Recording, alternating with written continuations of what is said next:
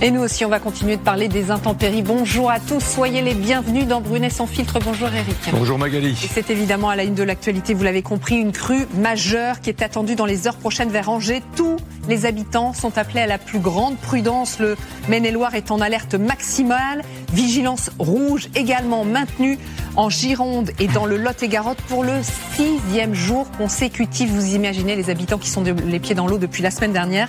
Les habitants donc qui n'en voient pas le bout et ça risque de durer encore plusieurs jours. C'est ce qu'on vous dira dans un instant avec nos spécialistes et nos équipes qui nous attendent sur place. Et en attendant, d'ailleurs, on se posera la question dans cette émission, est-ce qu'il va y avoir une France qui va devenir inhabitable, inassurable, que les assureurs ne veulent plus assurer? Ça commence déjà depuis quelques années.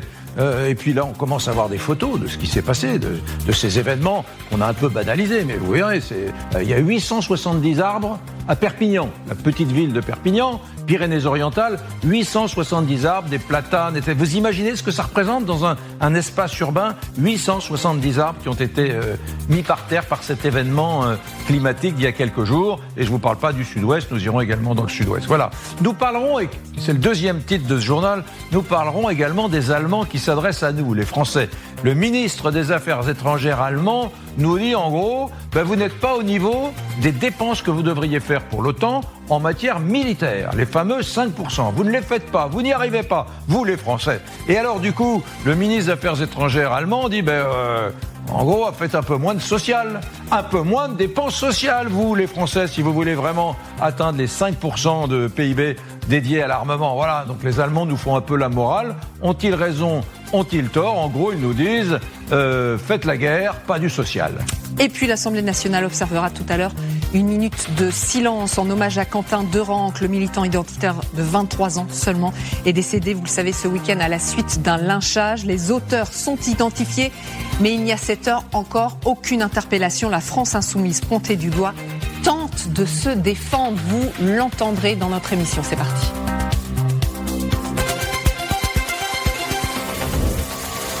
Et nous partons pour commencer dans le département de la Gironde, comme le Lot-et-Garonne d'ailleurs, qui est toujours en vigilance rouge au cru. On est à plus d'un mois d'intempéries. Vous imaginez plus de 30 jours d'intempéries, de pluie sans discontinuité. Les autorités parlent d'un événement météorologique tout à fait exceptionnel. Marion Russell et François Luce, donc vous êtes en Gironde. Où vous trouvez-vous précisément et racontez-nous la situation cet après-midi.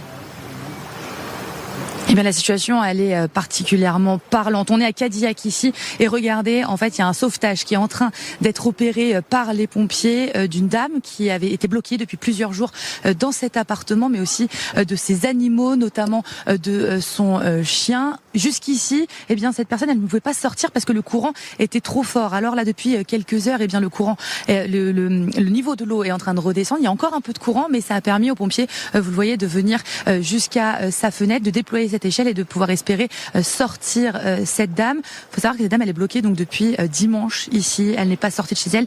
Des gens en barque sont venus pour essayer d'apporter des biens, de la nourriture, des médicaments, mais c'était très compliqué avec notamment le courant. Donc là, on profite de l'accalmie pour ça, mais avec beaucoup de prudence aussi parce que ce niveau de l'eau, il pourrait remonter assez rapidement, notamment avec les intempéries, mais aussi à cause des marées. Les coefficients de marée sont particulièrement hauts et ce sont des jours d'inquiétude qui s'annoncent aussi pour les habitants. Merci Marion. Et vous le savez, comme je suis, j'en fais pas mystère, comme je suis originaire du Gers et du Sud-Ouest, je reçois sans arrêt des SMS d'agriculteurs que je connais qui sont toujours dans le noir, qui sont toujours sans électricité dans le Lot-et-Garonne, en Gironde, dans le Gers, mesdames, messieurs, où vous l'avez vu, eh bien ça ne redescend pas ou très très peu.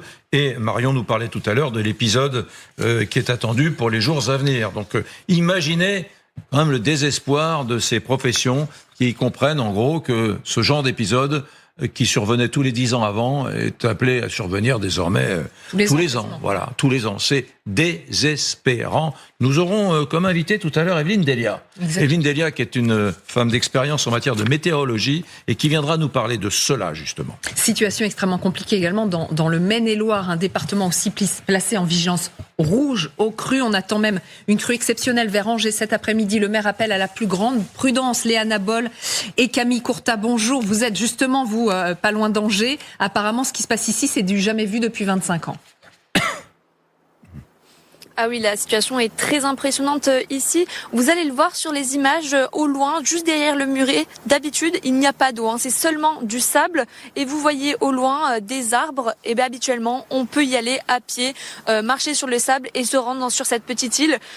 Sur normalement ce qui n'est pas une île. Et là, actuellement, c'est une île.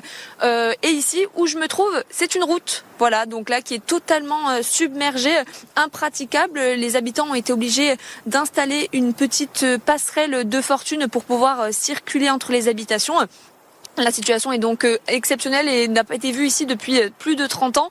En tout cas, la crue, la Loire est sortie de son lit de plus de 5,30 m. La crue devrait continuer et le département de Maine-et-Loire reste en vigilance rouge. Merci Léana Boll. Donc là, vous avez eu ces images. On n'est pas dans le sud-ouest, on est à Angers. C'est l'espace ligérien, la belle Loire, mesdames, messieurs.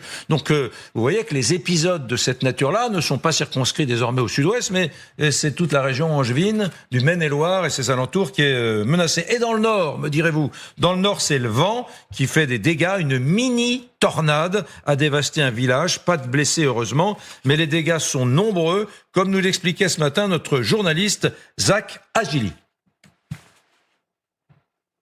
Oui, regardez le toit et la charpente de cette toiture complètement éventrée. La tôle jonche le sol. Et regardez, je vais vous montrer. La force du vent a emmené une autre partie du toit de l'autre côté de ce muret, dans ce jardin. Regardez sur ces images de Bora à Girbas, des arbres ont totalement été sectionnés par la force du vent. Les habitants ont été surpris par ce coup de vent qui a eu lieu hier soir à 19h30. Aucun blessé n'est à déplorer. Encore une centaine d'habitations est privée d'électricité ce matin.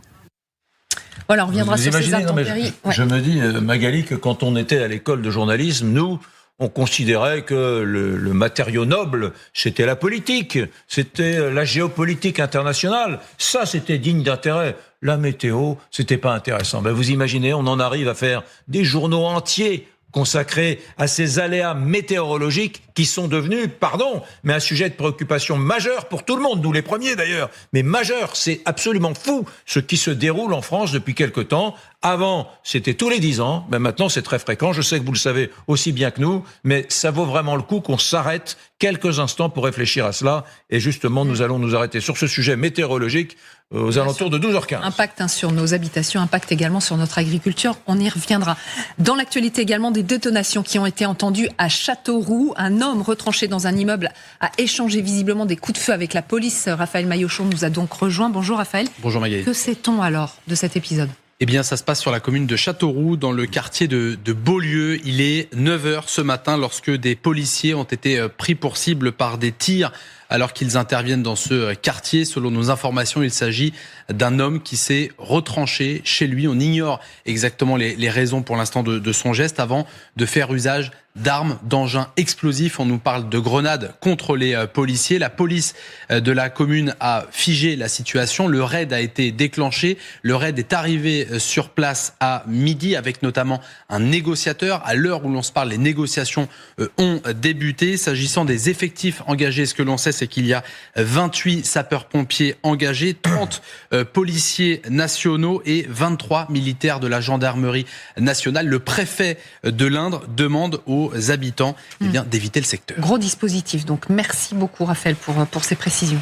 Et puis nos parlementaires vont rendre hommage à Quentin Derenque. Tout à l'heure, les députés vont observer une minute de silence à 15h. Mesdames, messieurs, le jeune homme de 23 ans, on le rappelle, est mort à la suite d'un lynchage jeudi à Lyon devant les locaux de Sciences Po. L'enquête avance, on en sait un peu plus désormais sur les circonstances du drame lors de cette rixe entre les militants d'extrême gauche proches de la jeune garde et des militants identitaires. Nous sommes avec Brandon Warren et Bogdan Budka. Vous êtes en direct à Lyon. Je sais, Brandon, on le sait désormais que plusieurs suspects ont été identifiés.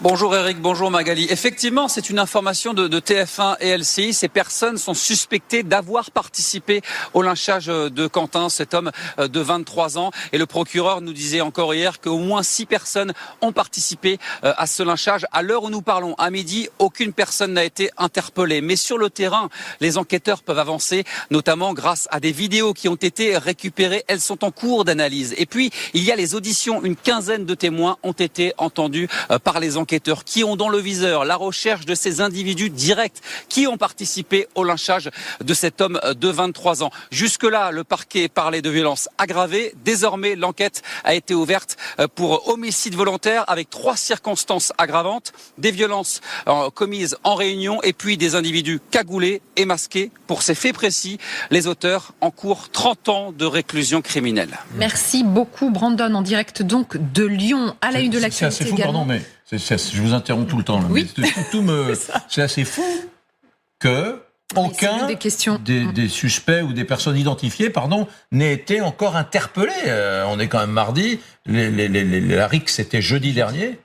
Alexandra Guillet de notre service police-justice, justement, sera avec nous au cours de l'émission pour nous faire un point complet sur l'enquête et sur le fait que, effectivement, ces auteurs n'aient toujours pas été interpellés. On vous parlait de l'actualité internationale également avec les Américains et les Iraniens qui tentent une nouvelle fois de se parler. Une deuxième réunion est organisée aujourd'hui et ça se passe à Genève.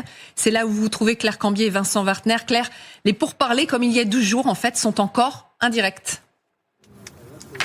Oui, exactement. Ces négociations, elles se déroulent dans la résidence de l'ambassadeur du sultanat d'Oman auprès de l'ONU. C'est bien Oman qui joue le rôle de médiateur dans ces pourparlers indirects. Nous nous trouvons donc du coup à proximité. Vous voyez que l'accès est fermé par la police. Seuls les journalistes de la télévision d'État iranienne ont été autorisés à rentrer. Délégations qui sont arrivées aux alentours de 10 heures. Ces négociations, en tout cas, elles s'avèrent très très compliquées puisque Téhéran, d'un côté, ne souhaite évoquer que son programme nucléaire, alors que Washington, poussé par Israël, aimerait également inclure dans ces discussions la question des missiles balistiques ainsi que du soutien financier aux groupes armés régionaux. Des deux côtés, on oscille entre tendre la main et montrer les muscles. Il y a des tentatives d'apaisement, mais là, le contexte est extrêmement tendu avec un deuxième porte-avions américain qui est en partance pour le Moyen-Orient. Et du côté iranien, des exercices militaires qui ont débuté hier dans le détroit d'Ormuz, un détroit extrêmement stratégique puisque 20% de la production pétrolière mondiale y transite. Voilà, merci beaucoup Claire Cambier. Donc on l'a compris, on voit inscrit en bas nouveau face-à-face. La réalité, c'est que c'est pas tout à fait un face-à-face. Claire nous l'a expliqué.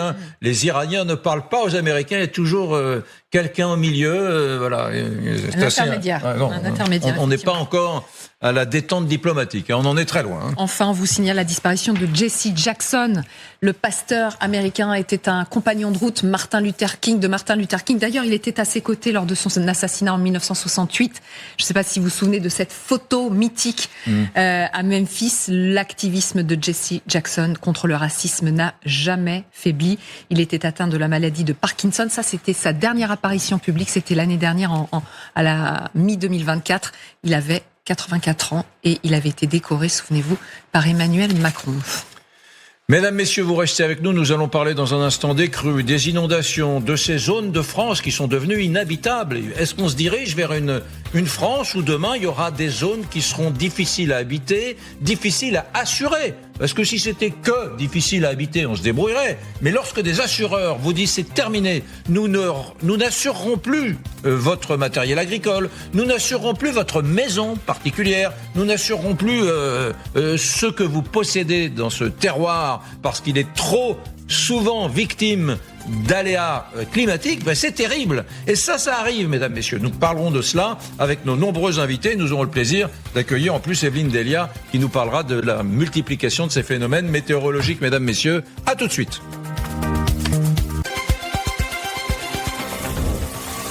Les images des crues, des inondations sont saisissantes, mesdames, messieurs. Je sais que dans cette émission, on parle de géopolitique. Ça c'est un matériau journalistique et éditorial très noble.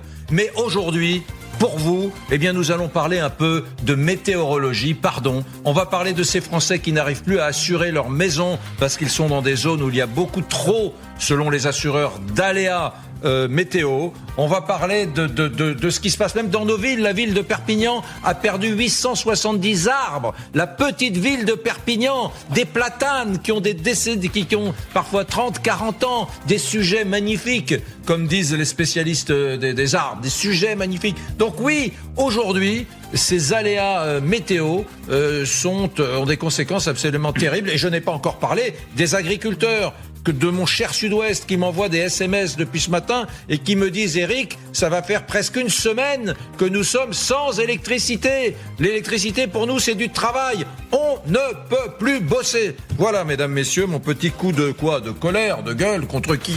D'ailleurs, contre qui je proteste?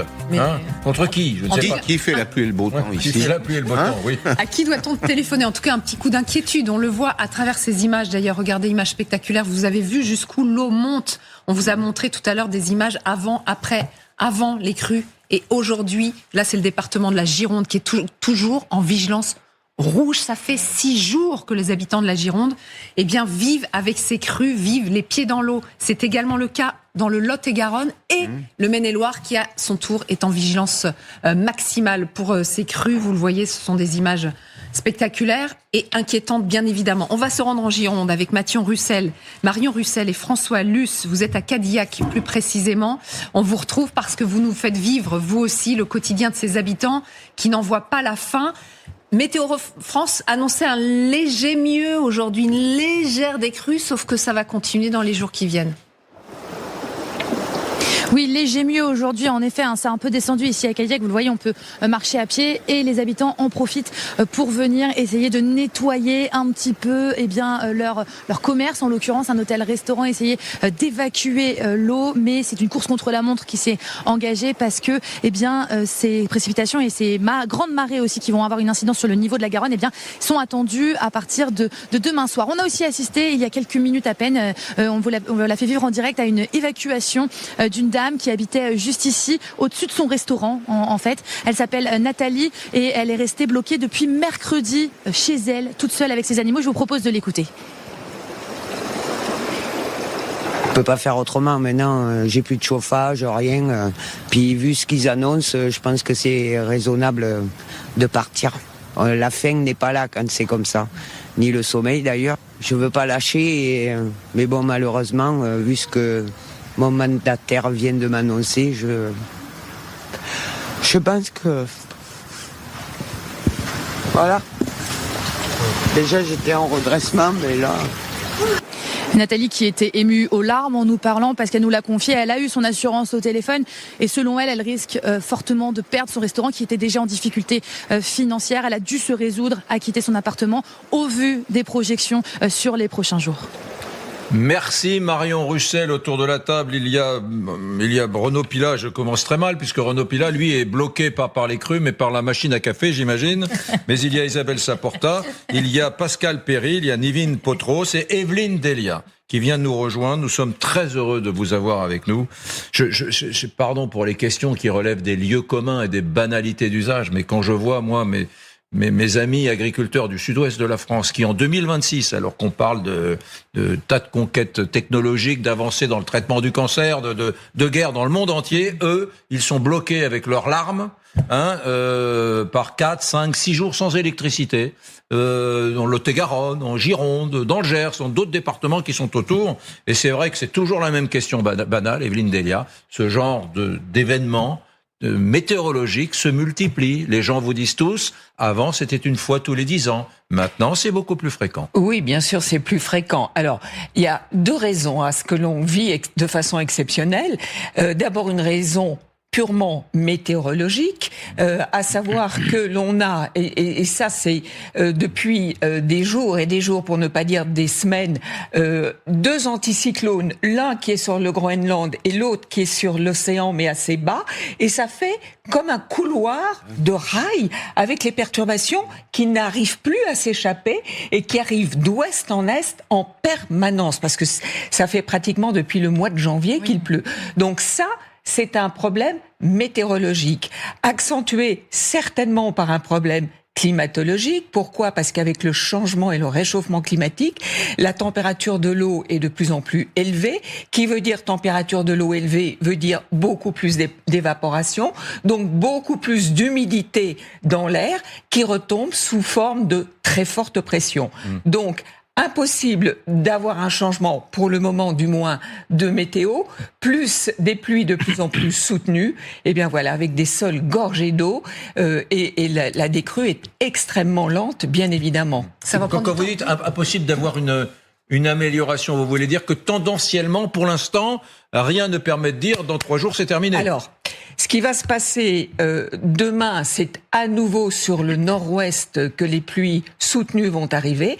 D'ailleurs, déjà depuis ce matin, le Morbihan est à nouveau en vigilance crue. Et tout à l'heure, j'en parlais avec Météo France, avec les prévisionnistes, qui me disaient il se peut fort qu'à partir de ce soir et pour demain, nous repassions le Finistère ainsi que le Morbihan en vigilance pluie et inondation. On attend de fortes pluies donc sur le nord-ouest pour demain et notamment à nouveau malheureusement sur la Bretagne. Et le problème, c'est surtout dans le sud-ouest pour la journée de jeudi, avec une dépression qui va s'installer dans le sud-ouest, au large du sud-ouest, avec de fortes rafales de vent sur l'océan et sur les côtes, avec un vent d'ouest, ça veut dire difficulté d'écoulement des eaux, avec en plus de fortes pluies et des coefficients de marée élevés. Donc la journée de jeudi devrait être à nouveau catastrophique pour le sud-ouest. Et puis, je viens d'avoir là les prévisions pour la fin de la semaine. Donc, on devrait avoir un temps beaucoup plus calme, beaucoup plus sec et même certainement ensoleillé dans le sud-ouest à partir de vendredi, mais surtout samedi, dimanche, lundi, mardi et puis on surveille la suite. Ouais, donc c'est pas gagné. Mais vous avez vu l'habitante, la restauratrice là, en larmes parce que on comprend parfaitement. À un moment donné, les habitants, ils n'en peuvent plus, ils n'en voient pas la fin, ils sont désespérés. Est-ce que vous avez déjà connu ça ? Là, on est à 6 jours de vigilance rouge au cru consécutif et ça pourrait peut-être durer encore. Oui, non, on le dit, et ce qui est dit, c'est que depuis 1959, on n'a jamais eu une telle situation. C'est exceptionnel. Moi, dans ma longue carrière à la météo, je n'ai encore jamais vu ça. Ouais. Donc, et ça, c'est vraiment dû à ce phénomène. Depuis le mois de janvier, il n'arrête pas de pleuvoir quasiment, avec très peu de jours sans pluie. Oui. Donc, ça veut dire des sols saturés. Evelyne Delia, si vous permettez, je me parle à la régie de Brunet sans filtre. Quand Evelyne Delia dit cela, on fait dessous un petit... vous voyez la petite ligne ? Evelyne Delia, 2 points, je n'ai vu ça, non, je n'ai jamais vu ça. Mais c'est une information majeure. Bien sûr. C'est une information majeure, je suis désolé, c'est une information majeure. Il ne s'agit pas de faire du complotisme et de se rouler par terre. Mais pardon, c'est une information majeure et un tantinet inquiétante sur le registre climatologique. Pascal Perry. Avec une tendance longue, manifestement, dans le temps. Alors, juste d'un mot pour cette dame-là qu'on a entendue, elle précise qu'elle est en redressement judiciaire. Et vous savez, c'est l'activité qui produit la trésorerie des entreprises dans ces moments-là. Donc, elle est privée d'oxygène et ça pose la question des assurances perte d'exploitation. C'est-à-dire que vous avez beaucoup de chefs d'entreprise qui ont une assurance pour le bâti, pour le matériel, mais qui n'ont pas d'assurance perte d'exploitation. La perte d'exploitation, c'est je ne peux pas faire mes affaires, je n'ai pas de clients, et donc je suis étouffé. J'ai plus de trésorerie, je suis étouffé. Ce qui est intéressant à observer, et on doit tous avoir un regard collectif, une réflexion collective sur la question, c'est est-ce que ces dommages sont encore assurables ? Alors, il y a une carte de l'assurabilité qui va être publiée dans les semaines ou les mois qui viennent, qui dira sur le territoire un peu peau de léopard, quels endroits sont des endroits à risque très élevé. Tout à l'heure, Eric, vous avez évoqué le mot aléa. Mais quand tous les ans, les mêmes causes produisent les mêmes effets, il n'y a plus d'aléa. Or, la théorie de l'assurance, c'est j'assure l'aléa. Vous pouvez avoir un accident. Si chaque année les mêmes dommages sont constatés, il y a plus d'aléas. Et donc on se retire du domaine de l'assurance pour rentrer dans celui de la solidarité nationale. Et c'est l'État avec notamment la cotisation catastrophe naturelle que vous payez tous sur votre prime d'assurance, sur votre police d'assurance, qui va couvrir ces dommages. Mais la question, c'est de savoir et là, Evelyne Delia pourra peut-être nous apporter des éléments de réponse, y a-t-il des territoires dans ce pays qui ne seront plus habitables dans les années qui viennent ? Ben c'est difficile à dire parce que vous avez, quand on voit l'écroulement aussi des côtes, ça c'est aussi, on est devant de multiples faits météorologiques, climatologiques, qui font que pour différentes raisons, eh bien on va vers effectivement ces catastrophes naturelles qui s'amplifient, qui sont très différentes les unes des autres, pour des raisons différentes, certes, mais c'est vrai qu'il y a les inondations, il y a ces maisons... La sécheresse, l'hyper-sécheresse à certains endroits. La digue à Saint-Malo. La digue à Saint-Malo, les terrains sont de plus en plus mouillés, et lorsqu'il y a des grandes marées, il y a aujourd'hui certaines maisons qui vont être invendables dans les 10-15 ans qui viennent. Voilà, sur les côtes vendéennes aussi, pendant la tempête de Xynthia. Il y a des zones entières dans le Grand Sud-Ouest où les maisons anciennes...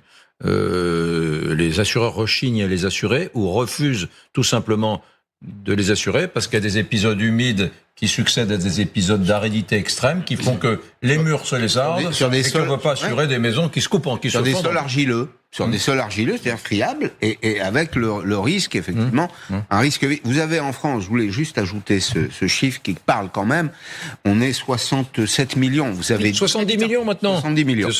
On est à 70 millions de dernier recensement. Vous avez 17 millions de Français qui vivent aujourd'hui dans une zone inondable.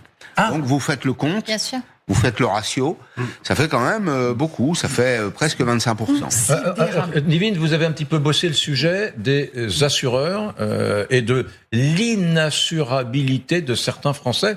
De certaines villes. Et de certaines villes, surtout. C'est peut-être ça le plus choquant, puisque selon l'Association des maires de France, ce sont 1500 communes qui n'arrivent pas à s'assurer en France, soit à cause évidemment d'événements de catastrophes naturelles comme celles qui se déroulent dans le sud-ouest, soit après des épisodes de violence urbaine. C'est un autre sujet. Les 1520 communes, pardon, mais ça fait pratiquement une ville sur 5, sur 20, une commune sur 20. Une commune sur 20 selon mes calculs qui sont... approximatif. En fait, dans la majorité des cas, les assurances, elles ont tout simplement décidé de résilier les contrats ou alors un peu plus pervers, eh bien, de proposer des tarifs mirobolants, si bien que les élus ne peuvent pas évidemment accepter les contrats. On parle quand même de tarifs multipliés par 4 ou par 5 en seulement quelques années. Résultat, eh bien, certains maires ont tout simplement décidé de ne plus assurer certains bâtiments publics, des piscines, des salles de réception, par exemple. À la place, ils vont tout simplement mettre de l'argent de côté pour faire face en cas de besoin. Il y a d'autres élus qui préfèrent, eh bien, tout simplement s'assurer à l'étranger, notamment en Suisse, mais là aussi les tarifs sont très élevés, 2 à 3 fois plus chers. Évidemment, les élus, ils n'ont pas le choix et c'est exactement la même chose pour les particuliers. Pascal évoquait cette carte de l'assurabilité. Elle devait être publiée il y a déjà 1 an, mais face aux résultats extrêmement mauvais, eh bien la publication elle a été reportée. Pourquoi ? Parce que cette carte elle dit quoi ? Eh bien que les particuliers n'arrivent plus à s'assurer dans au moins 900 communes de France. Ça représente des milliers de Français. Alors c'est le cas notamment dans le sud-ouest, mais également en Île-de-France et dans le Grand Est. Le problème, c'est que certaines de ces communes, eh bien, elles ne sont pas considérées comme des zones à risque. Ce qui veut dire, eh bien, que les assurances ont décidé de ne plus assurer certains territoires de la République sans aucune raison, en tout cas sans aucune cause naturelle. Il y a une obligation légale pour les automobilistes d'assurer leur véhicule, mais on n'est pas obligé d'assurer sa maison. On est évidemment obligé d'assurer sa maison, ce qui veut dire qu'en fait aujourd'hui, demain peut-être des communes vont devenir totalement inhabitables car inassurables, ce qui est évidemment très problématique, surtout quand on sait que certaines d'entre elles ne sont même pas touchées par ces aléas climatiques, mais qu'elles le seront très certainement dans les prochaines années. Non mais c'est intéressant tout ça parce qu'effectivement aujourd'hui les collectivités territoriales c'est 1% en fait du marché assurantiel. Donc ça n'intéresse absolument pas les assurances. Les collectivités, les assureurs s'en fichent. Ça les intéresse pas du tout parce que d'abord il y a des appels d'offres hyper compliqués pour y répondre. Donc c'est comme d'habitude en France, c'est hyper complexe. Effectivement vous avez tous les problèmes des émeutes plus tous les problèmes climatiques. Moi j'avais appelé Robert Ménard qui m'avait expliqué que son assurance elle avait augmenté de 146% et sa franchise elle était passée de 3 000 € à 2 millions. Vous vous rendez compte de ça? À Poitiers, on est passé de 163 000 € de cotisation annuelle à 540 000 €. C'est un truc de fou. D'ailleurs, la prime d'assurance de la ville de Poitiers, c'est... De 163 à 540. On est dans un truc de dingue. Et effectivement, du coup, ils se retrouvent, au fond, à ne pas pouvoir s'assurer. Et ça, c'est fou. C'est fou. Je sais pas combien de temps on va tenir comme ça. Donc, ils se retournent vers l'État, mais l'État, c'est nous. Donc, combien de temps? Et sur ce que disait tout à l'heure très bien Pascal, c'est que c'est pareil pour les habitations individuelles. Il y a eu 128% d'augmentation, quand même, de nos assurances. Et rappelez-vous ce qui s'était passé aux États-Unis. Quand il y a eu ces grands incendies, les 3/4, ils n'étaient pas assurés. Parce qu'il y avait déjà eu des incendies. Et que donc, aucune assurance ne voulait continuer à assurer. Donc, en fait, vous savez, ce qui m'embête avec cette eau qui nous tombe sur la figure, là, c'est qu'on fait comme si c'était détaché du reste du dérèglement climatique. Mais que ce soit les grandes sécheresses, que ce soit les grands incendies, que ce soit les grandes inondations, en fait, c'est un tout qui va avec le dérèglement climatique qu'on ne traite pas. Et qu'est-ce qui s'est passé aux États-Unis? Malgré ces grands incendies, malgré ces vagues ahurissantes de pluie qu'il peut y avoir, malgré ces ouragans, ils ont élu le président qui dit drill baby drill et qui est le plus climato-sceptique qu'on ait jamais vu. Donc si vous voulez, il y a quand même un truc qu'il faut dire aux Français. Ne votez pas climato-sceptique, parce que vous savez, en fait, ça, c'est les conséquences du dérèglement climatique. Il va falloir quand même faire quelque chose et arrêter de croire que l'eau va nous épargner, le feu va nous épargner. Ça n'est pas le cas. Et au final, ça coûte des milliards. Des milliards, tout à fait. Mais non, juste un mot sur l'état psychologique des habitants, et puisque Isabelle parle de feu, c'est très important de parler, Magali en avait parlé, de la désespérance de nombreux habitants, notamment dans des zones reculées, puisque les incendies, ça nous marque terriblement. Et ça fait breaking news, des éditions spéciales lorsqu'il y a des gros incendies. Les inondations, beaucoup moins, parce qu'effectivement, grâce à Dieu, ou plutôt grâce au secours, il n'y a pas de victimes. Mais en revanche, des petits maires expliquaient ce matin l'enfer psychologique pour certaines personnes. Cauchemar. Impossibilité de dormir après, pendant des semaines. Est-ce qu'on va continuer à habiter ici? Donc, il y a des objets personnels, des souvenirs immatériels, des choses que vous perdez. En général, parents, grands-parents, exactement, c'est foutu, quoi. Après la décrue, on oublie. Je vous arrête juste sur les inondations. Rappelez-vous, on est en Belgique, il y avait eu 39 morts.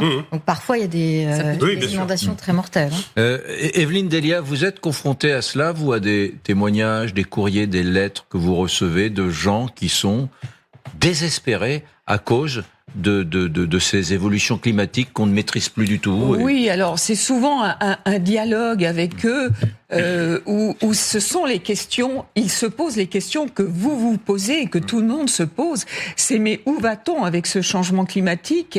Est-ce que on va vers des catastrophes de plus en plus fréquentes et de plus en plus nombreuses? Et c'est vrai, alors on le voit surtout dans les reportages, mais c'est vrai que c'est une interpellation même dans la rue, où les gens, on sent cette inquiétude, même si nous, on est peut-être un petit peu moins impactés en région parisienne, mais on sent vraiment cette inquiétude.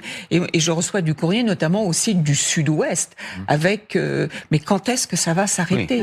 Des régions à risque. Cette question, bientôt une France inhabitable, 17 millions de Français qui vivent dans des zones inondables. Il y a des questions qu'il va falloir maintenant non seulement se poser, mais s'emparer vraiment du problème. C'est-à-dire que des habitations ne doivent plus être mises en vente, par exemple. Alors, il y a des politiques publiques dans ce domaine. Il y a des interdictions aujourd'hui. Il y a une loi littorale, notamment. On ne peut pas construire dans n'importe quelles conditions, mais on voit que ça dépasse les littoraux, qui ont été les premières régions concernées par les flux qui viennent de l'Ouest dans la plupart des cas.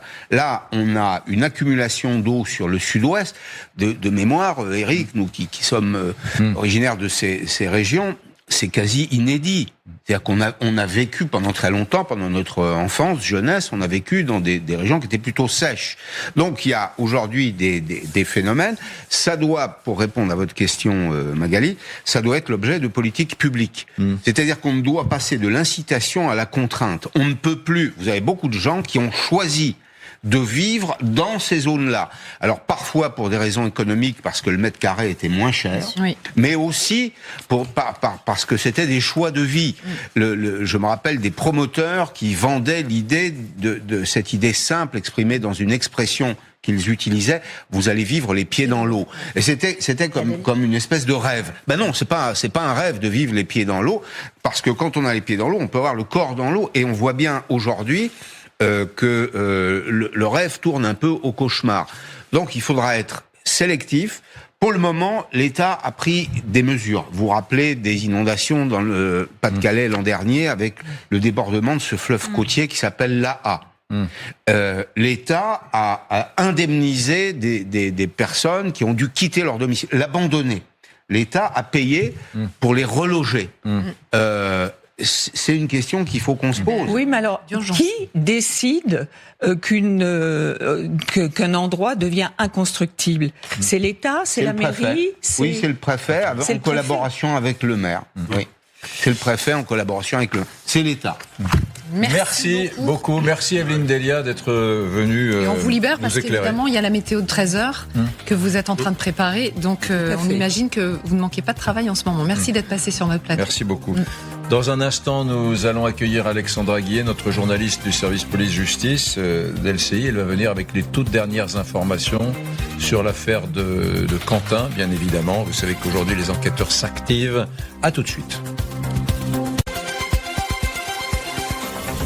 Mesdames, messieurs, cette affaire de la mort d'un jeune militant de droite ou d'extrême droite qui s'appelle Quentin, âgé de 23 ans, est en train de secouer le landerneau politique. Voilà, ça secoue le landerneau politique pour plein de raisons qu'on va analyser maintenant. Mais il y a peut-être une faute, en tout cas un sujet essentiel, matriciel. C'est ce lien organique qui existe entre le parti politique La France Insoumise et la Jeune Garde, ce parti activiste antifasciste, voilà. Et aujourd'hui, c'est peut-être ce lien organique que certains opposants à La France Insoumise reprochent et vont reprocher à La France Insoumise. À mon avis, c'est un élément central des reproches qui sont faits aujourd'hui à l'extrême gauche. Avec une information, il y aura un hommage national qui sera rendu à Quentin Derenque, donc à l'Assemblée nationale tout à l'heure.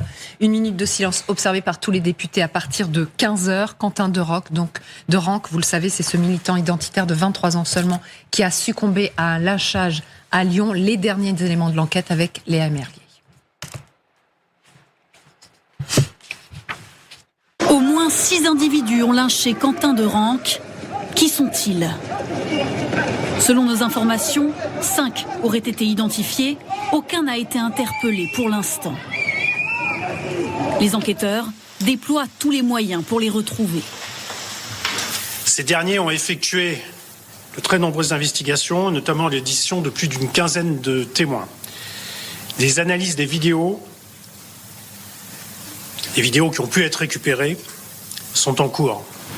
Les circonstances des violences qui ont précédé son décès se précisent. Jeudi, tout commence devant l'Institut d'études politiques de Lyon. En marge d'une conférence de l'eurodéputée insoumise Rima Hassan, un collectif identitaire organise une contre-manifestation. Des heurts éclatent, comme nous le racontent ces 2 militantes.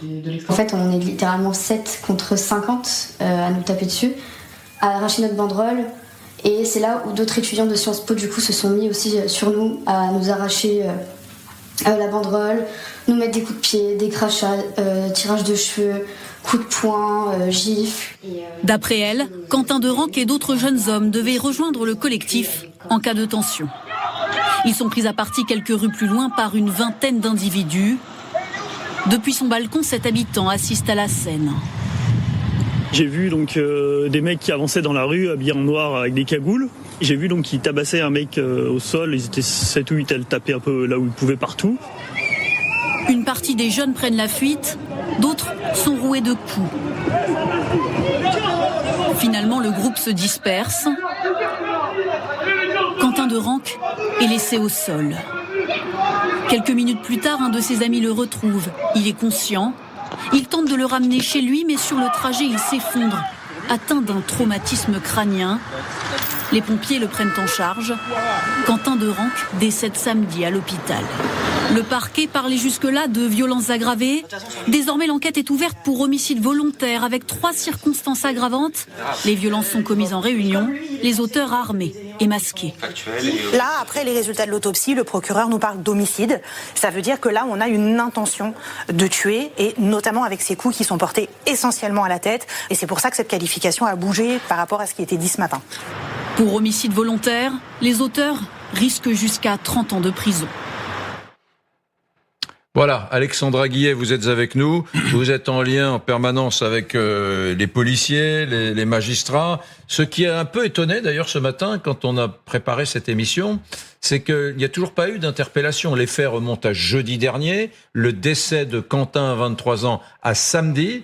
Nous sommes mardi et pour l'instant, l'enquête avance, on progresse, mais il n'y a toujours pas eu à 7 minutes d'individus interpellés. Non, c'est exact. Pour l'instant, aucune interpellation, mais vous avez également raison de bien souligner que l'enquête, pour autant, avance, mais ça prend du temps. Le procureur s'en est expliqué lors de sa conférence de presse, tout court, pardon. Ce sont au moins 6 agresseurs qui ont frappé Quentin à de nombreuses reprises, des coups d'une violence inouïe, notamment sur la tête de ce jeune homme, qui ont provoqué un traumatisme crânien et une fracture temporale mortelle. Et d'après nos informations sur ces au moins 6 agresseurs, 5 auraient été effectivement identifiés, 5 auteurs présumés, et certains toujours selon nos informations, auraient été un temps fiché S pour leur appartenance à la mouvance antifasciste dont on parle beaucoup, de la jeune garde, mais un groupuscule d'ultra-gauche qui a été dissous, on le sait, l'an dernier. Alors certains noms circulent, sont jetés en pâture, ça c'est vrai, sur les réseaux sociaux, mais attention, nous dit le procureur de la République, attention, il ne donne aucun nom. Pour lui, peu importe les rumeurs et ces informations qui circulent, seuls comptent les faits recueillis par les enquêteurs qui ressortent des investigations, et c'est des investigations qui sont extrêmement complexes, qui sont en cours. Des enquêteurs sont dédiés exclusivement à cette affaire pour essayer d'interpeller ces individus, mais il faut bien comprendre, vous avez vu le nombre de vidéos qui circulent, il faut toutes les analyser, il faut recueillir des indices sur ces vidéos comme sur le terrain. Vous avez bien vu que sur les images, on voit des individus, mais qui sont souvent grimés, masqués, cagoulés, donc il faut pouvoir être sûr de qui on va interpeller derrière. C'est ce travail de fourmi d'investigation qui est actuellement en cours. Je pense qu'il fait guère de doute que les interpellations, elles auront lieu, elles vont avoir lieu, mais la justice a intérêt. Les temps de garde à vue sont aussi des temps avec un certain nombre d'heures qui sont comptés. Il faut les optimiser. Et il y a besoin d'être sûr de ce qu'on fait. Et c'est toujours très difficile quand on est dans des affaires où il y a des agressions comme ça qui sont faites en groupe. Donc, on sait bien clair, s'il n'y a pas eu d'interpellation, ça n'est pas parce que, ce que certains pourraient imaginer, parce qu'il y a des difficultés à interpeller un tel ou un tel, c'est davantage parce que les enquêteurs souhaitent être certains des profils qui étaient autour Exactement. de... Et puis on peut imaginer la célérité avec la pression qu'il y a en ce moment sur cette affaire. Oui. Renaud Pilat. Juste pour rebondir sur la lenteur des interpellations, on voit beaucoup, notamment sur les réseaux sociaux, qui sont le lieu désormais dans notre époque de toutes les désirs de connaître la vérité, voire de vengeance. Et on peut comprendre, bien sûr, quelle que soit la victime, que tous les proches, tous les amis, tous ceux qui sont dans cette mouvance veulent très très vite connaître la vérité et connaître les agresseurs. Mais Alexandra explique extrêmement bien pourquoi c'est lent. C'est qu'il faut vraiment des preuves pour les interpellations, parce que dans ces groupuscules d'ultra-droite, d'ultra-gauche et autres, on est extrêmement habitué aux vices de procédure. Ils ont des avocats, je dirais c'est leur métier d'être de faire du coup de poing. Et donc il y a eu une affaire il y a quelques mois, ou il y a 1 an ou 2 ans, je ne sais plus exactement dans quelle ville, où il y a eu comme ça quelqu'un qui a été agressé extrêmement violemment. Il y a eu des arrestations, vices de procédure. Ils ont tous été relâchés sans rien. Et effectivement, la garde à vue ne doit pas être faite trop tôt, parce que sinon vous avez des vices de procédure.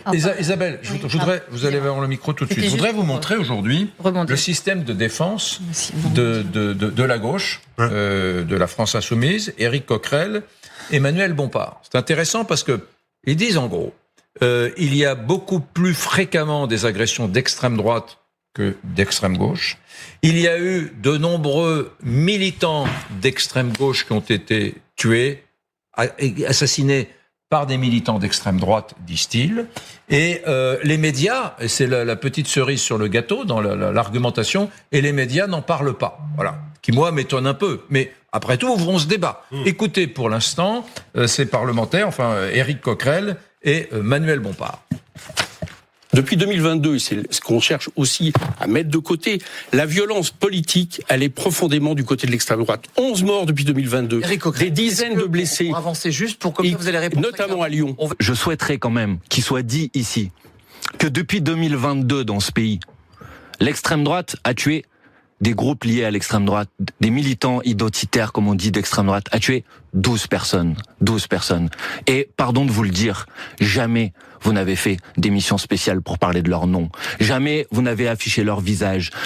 Alors, c'est pas forcément vrai, parce que Clément Méric, on s'en souvient, ça avait fait la une de l'actualité à l'époque. Oui. Non, mais c'était pas bien. Cette défense, elle était ignoble, que ce soit celle effectivement d'Éric Coquerel ou de Manuel Bompard, qui sont deux personnages éminents et intelligents, donc ils savent très bien ce qu'ils font. En fait, la meilleure défense, c'est toujours l'attaque, quand on ne sait pas quoi défendre. Effectivement, ils ont dit que le traitement des journalistes était abject, etc. Tout ça est faux. Et puis par ailleurs, pardonnez-moi, mais moi je ne comprends pas cet argument. Ça veut dire quoi ? Ça veut dire qu'au fond, l'extrême gauche aurait, pardonnez-moi cette trivialité, des morts d'avance. C'est-à-dire qu'en fait, pour arriver au même score dramatique que l'extrême droite, il faudrait que l'extrême gauche se mette à niveau. Ça veut dire qu'il y a une course à la bêtise, à la violence, à l'abrutissement collectif. Je ne comprends pas cet argument. En fait, je ne comprends pas comment un argument aussi idiot, aussi dangereux, aussi fallacieux peut venir de personnalités aussi intelligentes. Mais par ailleurs, Isabelle, pardonnez-moi de le dire comme ça, mais comment dire les choses ? Quand on connaît le profil sociologique et politique des rédactions dans leur ensemble, je ne parle pas de CNews, je parle des rédactions dans leur ensemble en France, quand un militant de gauche ou d'extrême gauche est tué ou assassiné par un militant d'extrême droite, je n'imagine pas une seconde les journalistes dire « Oh mon Dieu, on va passer ça sous silence », parce que franchement, non c'est impossible, ça n'existe pas. Ça n'existe pas, et par ailleurs, il y a une autre petite musique qu'a fait monter Manuel Bompard ce matin que j'ai trouvée très très inquiétante, c'est qu'il n'a eu de cesse de défendre, je l'ai noté le terme, l'autodéfense populaire. L'autodéfense populaire, c'est quoi en fait ? Enfin pardon, là il y a un gamin qui vient d'être assassiné. Il y a un gamin qui vient d'être assassiné, peut-être, on parle tous, effectivement pour le moment il faut faire très attention, Alexandra nous le répète à longueur de temps, effectivement on n'a pas encore les noms, et vous avez raison de le faire Alexandra, mais enfin, sans doute dans la mouvance d'extrême gauche, puisque à partir du moment où et le garde des Sceaux, le ministre de l'Intérieur le disent, on peut dire sans doute dans la mouvance de l'extrême gauche, et on a un Manuel Bompard, patron, vice-patron de la France Insoumise, qui défend l'autodéfense populaire. Mais ça veut dire quoi en fait ? On va être en France avec des ligues factieuses en fait. Oui. C'est quoi ça ? Il a besoin d'être autodéfendu, Manuel Bompard. Oui, non, mais moi je trouve ça dramatique. Ça nous renvoie à la notion d'autodéfense populaire. Ça nous envoie également à la notion des antifas. C'est passé dans le langage courant les antifas. Qu'il y ait des antifas, des antifascistes dans l'Allemagne ou l'Italie, puisque l'Italie est l'inventeur du fascisme, des années 20 ou des années 30, pourquoi pas ? Qu'il y ait des antifas aujourd'hui en Iran, pourquoi pas ? En France, où il y a quand même une vingtaine de sensibilités différentes qui sont représentées au premier tour de l'élection présidentielle, avec 7 ou 8 d'extrême gauche jusqu'au Rassemblement national, la France où la liberté d'expression est à peu près totale, ça me paraît plus étrange qu'il y ait des gens qui luttent contre le fascisme. Non. Moi j'ai le droit, ça me paraît étrange, moi. Voilà. Mais je peux nuancer. Je peux nuancer. Parce que vous avez, en France, et les renseignements territoriaux le savent depuis longtemps, vous avez des groupes d'ultra-gauche, moi j'appelle ça d'ultra-gauche, parce qu'en plus maintenant, le ministère de l'Intérieur a nuancé, a classé la France Insoumise à l'extrême gauche. Donc ça devient compliqué, parce que quand on dit l'extrême gauche, on a l'impression qu'il y a toute la France Insoumise. Or, les députés de la France Insoumise, je mets Raphaël Arnaud mis à part, parce que, et encore, il était pas sur les lieux, je dis, il était à l'Assemblée avec Manuel Bompard. Raphaël Arnaud, député de la France Insoumise. Un des créateurs de la Jeune Garde. Voilà, co-créé ce groupe, la Jeune Garde, qui est mise en cause dans ce meurtre. Mais il y a, et les renseignements territoriaux le savent, il y a des groupes d'ultra-gauche, des groupes d'ultra-droite, bien sûr. Il y en a qui, l'un et l'autre, toute l'année, s'entraînent dans des forêts, sur des lieux au combat, de la boxe, du MMA, entraînement sportif très fort, des joggings, des pompes. Il ferait que ça, des joggings et des pompes, on serait bien. Hein. Non, moi qui fasse des activités en plein air avec des joggings et des pompes, mais Isabelle, vous voyez ce que ça je veux m'est dire. parfaitement C'est-à-dire, égal. on apprend à fuir la police extrêmement vite. Donc c'est vraiment des groupes extrêmement organisés. Mais là où vous avez entièrement raison, Eric, et pour moi c'est le fait de la journée, c'est le fait de la matinée, c'est que ce matin, pour la première fois, le coordinateur de la France Insoumise, Manuel Bompard, dit « J'ai soutenu, je soutiens et je soutiendrai les groupes antifascistes de défense populaire. » Alors, il dit pas autodéfense, il dit d'autodéfense populaire. Il dit de défense populaire. Et on se retrouve là, effectivement, du coup, avec LFI, un parti qui se veut un parti de gouvernement, parce qu'il veut accéder à l'Élysée et avoir des mairies, qui, contrairement au RN, Marine Le Pen a coupé tous les liens avec les groupuscules d'ultra-droite et d'extrême droite qui tapaient du poing, notamment Génération Identitaire ou d'autres groupes, le GUD évidemment et autres, même si c'est vrai, elle garde des relations par exemple avec Frédéric Chatillon. Mais Frédéric Chatillon, il est rangé des voitures, il a 56 ans et effectivement il était au GUD il y a des années. Mais aujourd'hui, il fait plus le coup de poing dans la rue. Donc Marine Le Pen, elle a coupé les liens et LFI, et notamment ce matin, Manuel Bompard continue à dire oui, nous soutenons ces groupes antifascistes parce que la police ne protège pas assez. Et ce que dit Henri Coquerel, nous sommes attaqués, nous sommes provoqués dans nos propres meetings, donc on avait besoin de la jeune garde. Mais ça veut dire quoi ? Ça veut dire qu'on n'est plus dans l'état de droit. Ça veut dire qu'on n'est plus dans l'état de droit. Ça veut dire qu'on est dans la loi du talion. Ouais. Mais c'est pas possible. C'est la défense de ligue factieuse. Hein. Pardonnez-moi, mais moi j'ai un vrai problème avec ça. Que le patron ou le vice-patron d'un des principaux partis de ce pays parle de l'autodéfense populaire et au fond de défense de ligue factieuse où effectivement, comme vous le dites très bien, en fait, on en vient en main, on s'autodéfend soi-même. Enfin, je veux dire, dans ces cas-là, il n'y a plus d'état de droit, il n'y a plus de police, il n'y a plus rien. En fait, c'est chacun pour sa pomme. Hein. C'est un discours tellement pensé, c'est remarquable de dire comme on est attaqué, on est dans l'obligation de ces. Je rappelle quand même que dans l'Allemagne des années 30, vous allez comprendre que je suis pas en train de faire un parallèle avec le Troisième Reich, mais dans l'Allemagne des années 30, il y a beaucoup de partis politiques. Le NSDAP d'Hitler monte, mais il y a un parti communiste très fort, des sociodémocrates qui sont forts, etc. Tous les partis politiques, y compris les partis du centre, centre-gauche, centre-droite, le Parti socialiste, ont des ligues armés, des groupuscules armés qui les défendent, avec des baudriers, des armes, des pantalons, culottes de cheval, même les socialistes. Voilà. Les communistes, voilà. Et il y a, dans l'Allemagne des années 30, à Munich, à Berlin, partout, des combats avec les SA d'Hitler, notamment, mais qui sont pas les seuls à se battre, et des morts. Il va y avoir des morts communistes qui sont tués par les SA, il va y avoir des morts SA qui sont tués par les communistes, des sociodémocrates vont perdre. Et donc, c'est une vision de la politique. Comme en Italie. Qui est une vision de la politique avec des petits groupuscules qui font le service d'ordre de tous les partis, y compris des partis du centre et des partis démocratiques. C'est fou. Ça, c'est le paysage allemand des années 30, 35, 20 même. 20, 25, 30, 35. Enfin, c'est pour ça qu'il ne faut pas se laisser entraîner là-dedans. Excusez-moi. Les liens, effectivement, on en parlait donc de Jean-Luc Mélenchon lui-même qui appelait cette jeunesse à s'engager davantage dans ces groupuscules. C'était il n'y a pas longtemps. C'était en avril dernier. Écoutez. La Jeune Garde, qui est une organisation liée au mouvement insoumis. Ce sont des jeunes antifascistes et qui se mettent en rang par 2, par 3, par 4 pour protéger nos cortèges quand on vient nous taper dessus. Et il appelait ces jeunes à s'engager. Mais c'est là, regardez la contradiction. Regardez la contradiction et cette stratégie, mais c'est la leur. Ils ont bien le droit. Peut-être que électoralement, ça va leur rapporter. Mais il me semble que c'est une immense faute politique. Pourquoi ? Parce qu'aujourd'hui, ils disent la tenue de la réunion publique de Rima Hassan à Sciences Po Lyon, jeudi soir, nous n'avions que le service d'ordre de LFI. Et encore ce matin, il y a une demi-heure, Rima Hassan, qui tweet beaucoup pour sa défense, pour la défense, dit « Je n'ai eu aucun contact avec la Jeune Garde et je n'ai des contacts avec le service d'ordre de LFI. » Effectivement, ils ont un service d'ordre. Mais il y a quelques mois, Jean-Luc Mélenchon disait « Engagez-vous dans la Jeune Garde, ils sont là pour nous protéger. » Donc, c'est le service d'ordre de LFI qui protège ou c'est la Jeune Garde ? Deuxièmement, Darmanin a voulu dissoudre la Jeune Garde, ça fait des mois et des mois que c'est eux, LFI, qui ont déposé des recours contre la dissolution de la Jeune Garde, qui fait le coup de poing. Mais pas tout le temps. Moi, j'ai peur, les amis. Ce n'est pas possible. J'ai peur, les amis. On va avoir une présidentielle dans quel état ? J'ai peur, les amis. C'est dans 13 mois, la présidentielle. Que compte tenu de la conflictualité qui monte dans la chose politique en France depuis des années, j'ai peur que ce soit le paysage politique de demain. Là, il faut lutter contre. Qu'il y ait dans tous les partis politiques des sortes de services d'ordre super musclés, avec des gens qui s'entraînent et qui, parfois, font du zèle. J'ai peur que ça devienne une des composantes du paysage politique français. Moi, je vais vous dire un truc. Je rebondis sur ce que vous venez de dire, Renaud. Vous dites politiquement, électoralement, ça va peut-être leur rapporter. Enfin là, je voudrais juste, rappeler qu'un jeune homme de 23 ans est mort. Bien sûr. Donc la question, non mais c'est pas bien sûr. C'est-à-dire que comprendre leur stratégie. Non, c'est-à-dire que on s'en fiche de leur stratégie aujourd'hui. C'est-à-dire qu'un jeune homme est mort. Et qu'effectivement, si c'était une stratégie électorale, c'est aujourd'hui une faute morale. C'est tout ce que j'ai à dire. Quentin, effectivement, n'était âgé que de 23 ans, on le rappelle. Hommage national tout à l'heure au Palais Bourbon à partir de 15h.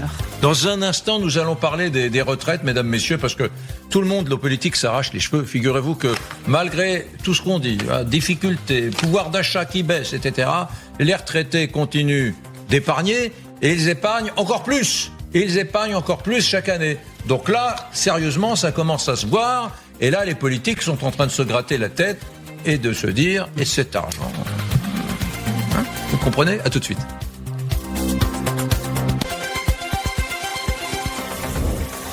Mesdames, messieurs, tiens, si vous êtes retraités, si nous avons des retraités qui nous regardent, je vous pose la question, êtes-vous inquiets pour vos vieux jours ? C'est intéressant, hein ? Parce que, oui, les Français sont de plus en plus nombreux à épargner pour leur retraite. D'ailleurs, finalement, je dis une bêtise, c'est une ânerie. Je ne m'adresse pas aux retraités qui ont déjà une retraite. Je m'adresse à ceux qui pensent à leur retraite. Voilà. Eh bien, vous êtes inquiets. Avec ce chiffre, regardez, en septembre dernier, 12,7 millions de Français avaient souscrit un PER, un plan épargne retraite. Et ce chiffre ne cesse d'augmenter au fil des ans. En un an seulement, c'est plus 1,5 million de Français qui font confiance à ce plan épargne retraite. L'analyse de Pascal Perry d'abord. Est-ce que Pascal, ça veut dire ça, ce chiffre, que les Français sont de plus en plus favorables à la capitalisation ? Ah oui, il y a un goût pour il y a déjà des produits de capitalisation qui existent. D'ailleurs, dans la fonction publique et dans le privé, quand vous faites un Madelin, ce qu'on appelle un Madelin, du nom d'Alain Madelin, l'ancien ministre, c'est une forme de capitalisation puisque c'est une somme que vous versez chaque mois et qui peut donner lieu soit à une rente, soit à un capital. Donc c'est exactement le principe de la capitalisation. Sur ces Français qui épargnent beaucoup, il y a une tendance globale dans la société à beaucoup épargner, puisqu'on est presque à 19% du revenu disponible. C'est considérable, hein. C'est énorme. C'est environ 6 300 milliards d'euros. C'est 2 fois le déficit. 6 300 milliards d'euros d'épargne financière. Je ne parle pas de l'épargne immobilisée. Vous êtes propriétaire d'une maison, c'est un actif immobilisé. Là, je vous parle de l'épargne financière. Et vous êtes en train de dire que nos 6 300 milliards d'euros, là, c'est 2 fois le déficit abyssal de la France dont on parle tous les jours depuis des années. Presque 2 fois, puisque c'est 3 300. On n'est pas tout à fait à 6 600. Mais videz vos poches, les amis, videz vos poches. Remboursez le déficit de la France. L'État va le faire. Non. Il va nous vider nos poches, c'est ça ? Vous avez utilisé la bonne formule. Aujourd'hui, il y a une épargne abondante parce que les Français n'ont pas confiance dans la retraite par répartition, parce qu'ils sont inquiets pour la dépendance, notamment le 4e âge, ce qu'on appelle le grand risque, n'est pas pris en charge aujourd'hui, donc ils ont peur d'être dépendants. Et c'est très étonnant de voir que plus l'âge avance, plus le taux d'épargne augmente. Alors, vous me direz, comme l'épargne, c'est une fonction croissante du revenu, c'est-à-dire que plus vous gagnez, plus vous épargnez, et que les plus anciens ont des niveaux de revenus supérieurs aux plus jeunes, c'est normal. Mais ce que je veux vous dire aujourd'hui, c'est que, à mon sens, ce magot, ce butin ne dormira pas longtemps ou ne restera pas longtemps sans fiscalité additionnelle, même s'il est déjà fiscalisé. Moi, je voudrais quand même faire un appel. Vous avez fait un appel aux retraités s'ils nous regardent. Moi, je voudrais faire un appel aux socialistes s'ils nous regardent. Vous voyez, chers amis socialistes, vous avez bradé le budget sur l'autel d'arrêter la réforme des retraites. Bon, il y a un moment, ça suffit en fait. Il y a un moment, en France, il va falloir effectivement faire en sorte que les salariés s'en sortent, gagnent leur vie, parce que ce truc de favoriser toujours les retraités, pour que même les salariés actuels n'aient tellement pas confiance en fait dans le système des retraites, qui continuent eux-mêmes à épargner. Enfin, c'est la double, c'est la triple, c'est la quintuple peine. C'est-à-dire qu'on a, vous vous rendez compte de ce qu'a dit Pascal Perry ?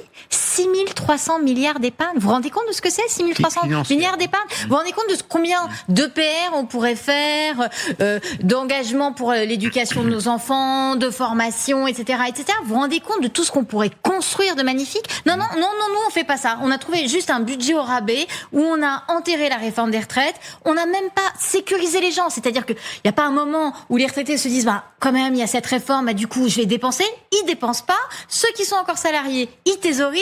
Enfin, vraiment, là, on est dans une république de petits vieux, qui ne construit pas l'avenir, et c'est une catastrophe. Je vais encore recevoir du courrier. Je vais encore recevoir du courrier. République de petits vieux, Isabelle Saporta. Au nom des petits vieux. Virez-la. Voilà ce que je vais recevoir. Le temps que les courriers arrivent, tiens, dans 3 jours, lundi matin, je vous les montre, les lettres. Je vous les montre. C'est très bien. Je vous les montre. Je me mets dans la République des petits vieux. 60% des Français, des actifs, se disent préoccupés effectivement par le montant de leur retraite. Non, mais déjà, je suis bien sûr d'accord avec Isabelle, mais je sais qu'il y a beaucoup de vieux. Attendez. Les mots ont un sens. Ouais. Vous êtes d'accord avec Isabelle quand elle dit que la France c'est devenue la République des petits vieux? Non, je n'aurais pas employé cette expression. Mais oui, mais enfin, ce sont ces mots, comme on dit dans les partis politiques.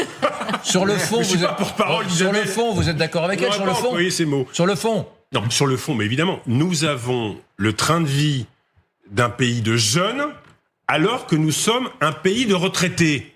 Nous avons le train de vie de la France d'un pays de jeunes, comme si on était les pays, certains pays qui nous entourent, où il y a la Pologne, une majorité de moins de 20 ans. Enfin, tous les pays européens sont concernés par la dénatalité, mais c'est totalement contre-intuitif pour ceux qui nous regardent. On dit les Français épargnent. Ça veut dire quoi? Ça veut dire qu'ils gagnent de l'argent, qu'ils peuvent consommer, qu'ils peuvent épargner. C'est un pays en bonne santé. Les gens vont bien. C'est l'inverse.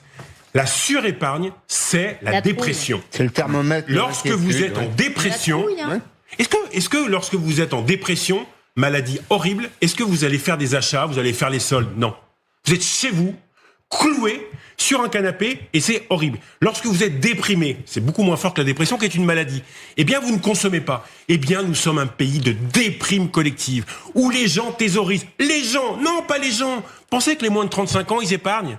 Moi, je suis entouré de gens de moins de 35-40 ans, et les moins de 25 ans, le 15 du mois, c'est l'horreur. C'est l'horreur. Ils appellent leur banquier. Quel est le mot le plus employé? Ils appellent leurs parents. Leurs parents qui ont la chance, quand ils ont la chance d'avoir des parents qui ont des moyens. Non, quel est le mot le plus utilisé par les moins de 30 ans? C'est découvert.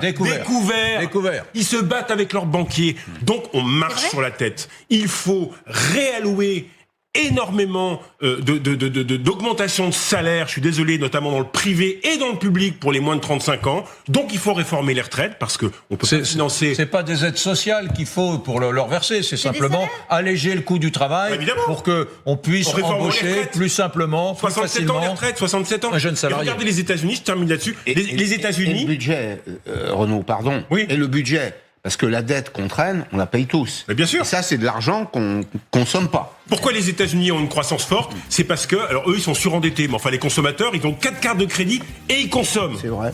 Ils consomment. Bon, alors, de toute façon, c'est à suivre. On verra si ça continue dans ce sens. Mesdames, messieurs, en tout cas, c'est capital. Juste une chose. J'ai écouté Pascal Perry. Prudence, votre épargne est convoitée. Ah bah oui. Oui. Il la convoite. Mais dépensez, au contraire, mais non, dites-nous elle est convoitée, par l'État. Justement, profitez-en, claquez. On partira dans le sud-ouest, dans le Maine-et-Loire, avec cette alerte maximale aux crues, vigilance rouge, encore une fois, pour 3 départements. La situation est extrêmement difficile. Un maire, le maire de Saintes, sera en direct avec nous, et Louis Baudin, également en direct, qui nous expliquera à quoi faut-il s'attendre dans les jours prochains. Louis Baudin sera là. Ouais. Eh ben Louis Baudin. Voilà, à tout de suite, Louis Baudin. Il faut que nous parlions de météo, de phénomènes météo, de ces crues absolument dingues qui ont dévasté une bonne partie de la France, pas seulement le sud-ouest. Et attention, ça n'est pas fini puisque ça va revenir jeudi avec des épisodes qui vont être assez durs et encore une fois, pas seulement dans le sud-ouest. Regardez ces images avant-après. Vous voyez le petit montage qu'on vous a fait? Voilà, ça c'est les crues de la Garonne. Avant, après, mesdames, messieurs. Donc ça en dit extrêmement long sur la situation actuelle. Vous avez des tas d'agriculteurs qui n'ont toujours pas d'eau, pas d'électricité, pardon pour ce lapsus, qui n'ont toujours pas d'électricité depuis une semaine. voilà, qui sont absolument désespérés. Il y a des zones qui sont en train de devenir totalement inassurables, puisque une commune sur 20 en France, à peu près, eh bien, ne trouve plus d'assureurs pour assurer les biens communaux, tout simplement. Et je ne parle pas des particuliers, voilà. Et des agriculteurs, donc, qui sont dans la panade, qui ne regardent même pas LCI à 7 minutes, puisqu'ils n'ont pas l'électricité, mesdames, messieurs. Ouais. Voilà la situation actuelle. Et encore une fois, ce n'est que le début. Louis Baudin sera avec nous. Louis Baudin, qui a beaucoup de choses à dire sur ce sujet. C'est un homme d'expérience et des aléas météorologiques, il en a vu beaucoup dans sa vie. Ce sont des images de la Gironde. Le département est encore en vigilance rouge au cru aujourd'hui pour la 6e journée consécutive, tout comme le Lot-et-Garonne. On va rester justement dans ce département pour voir donc les dégâts, le ras-le-bol des habitants avec Yael Chambon. Ici, à peu près 1 mètre. Tout. Iris et son mari venaient de rénover cet appartement le mois dernier. Tout est à refaire. Bon, la salle de bain, tout avait été repeint. Les WC, c'est pareil. Le lino, il était neuf. Je ne sais pas comment vont fonctionner les assurances pour nous aider, parce que là, c'est vraiment de très gros dégâts. Pour l'instant, elle a décidé de ne pas nettoyer, car cette nuit, l'eau devrait monter de nouveau. Nous allons avoir de nouveau les pieds dans l'eau. Ça vous inquiète ? Oui, énormément. Énormément. Chez Fernando aussi, tout est à jeter, à part la télévision et l'imprimante. Le matelas, je pense qu'il ne va pas sécher déjà. Ça, il va jeter, un pot de vêtements. Voilà. Depuis plusieurs jours, il vit chez des amis avec sa femme. Malgré la situation difficile, ils veulent revenir dormir dans leur maison ce soir. Le travail. Fait comme ça. Parce que là, il y a beaucoup de choses abîmées. À la maison, je pense qu'il va pas... Il va rester rien, juste le vêtement. Vendredi dernier, un bout de digue d'une 50aine de mètres que l'on voit sur cette image a cédé.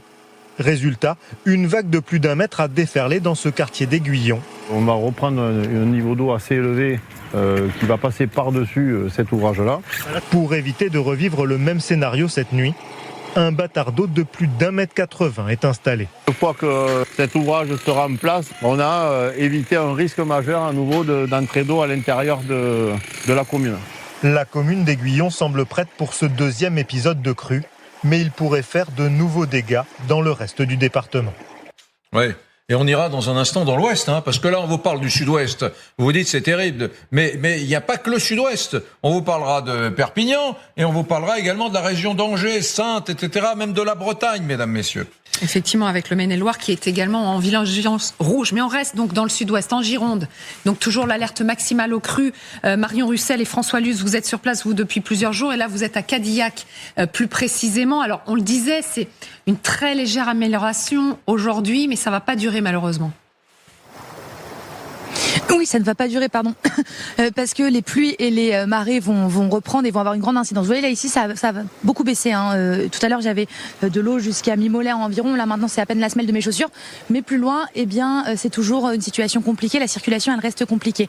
Je voulais vous parler de Nathalie. Tout à l'heure, on l'a rencontrée. Elle habite ici, Nathalie, au-dessus de ce restaurant pizzeria.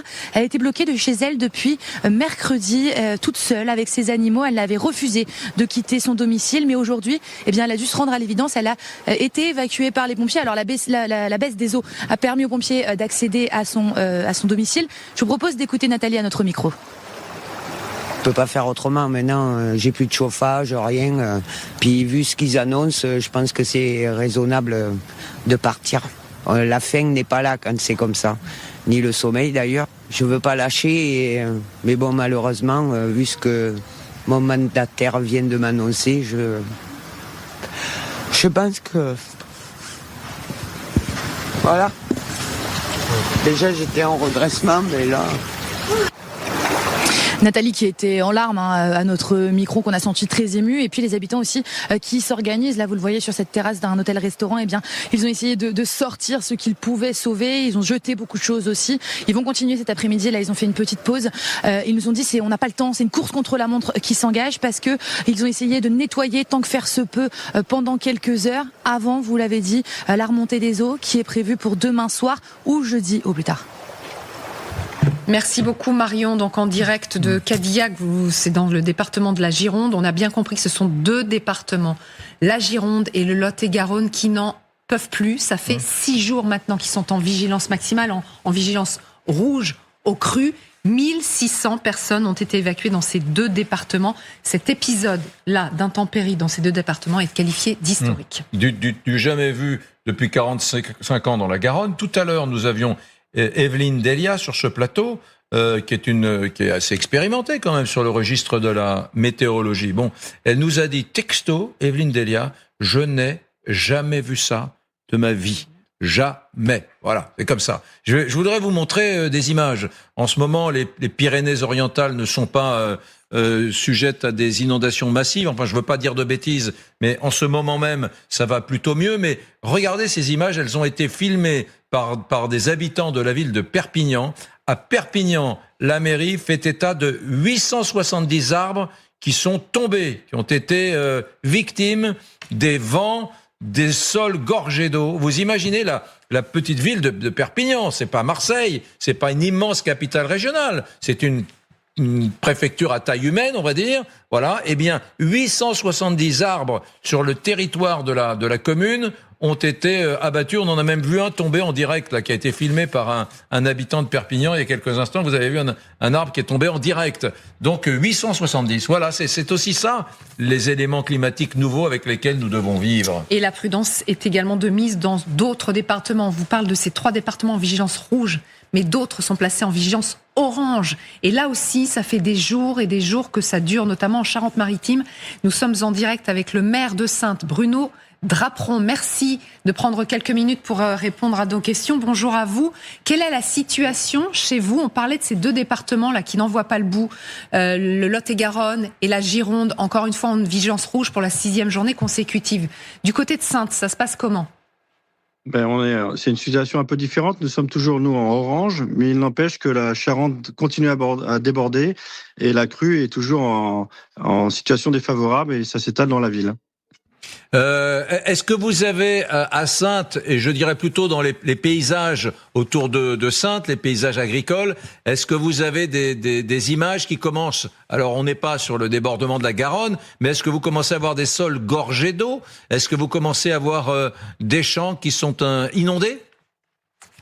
Ça ressemble, parce qu'on a aussi l'étalement de la crue sur les champs, donc tout ce qui borde la Charente sur des centaines, voire des dizaines, peut-être même des kilomètres. Mais c'est la même vue que ce qu'on voit à la télé en ce moment.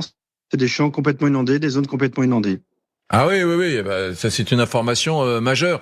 Vous avez vu qu'on n'attend pas que du bon dans les jours à venir dans l'ouest de la France, autour d'Angers. Et j'imagine, comme vous n'êtes pas à des milliers de kilomètres d'Angers, j'imagine que le phénomène météo qui va survenir là va vous mettre une seconde couche, quoi. Va pas vous épargner particulièrement. Non, vous redoutez cela, monsieur le maire?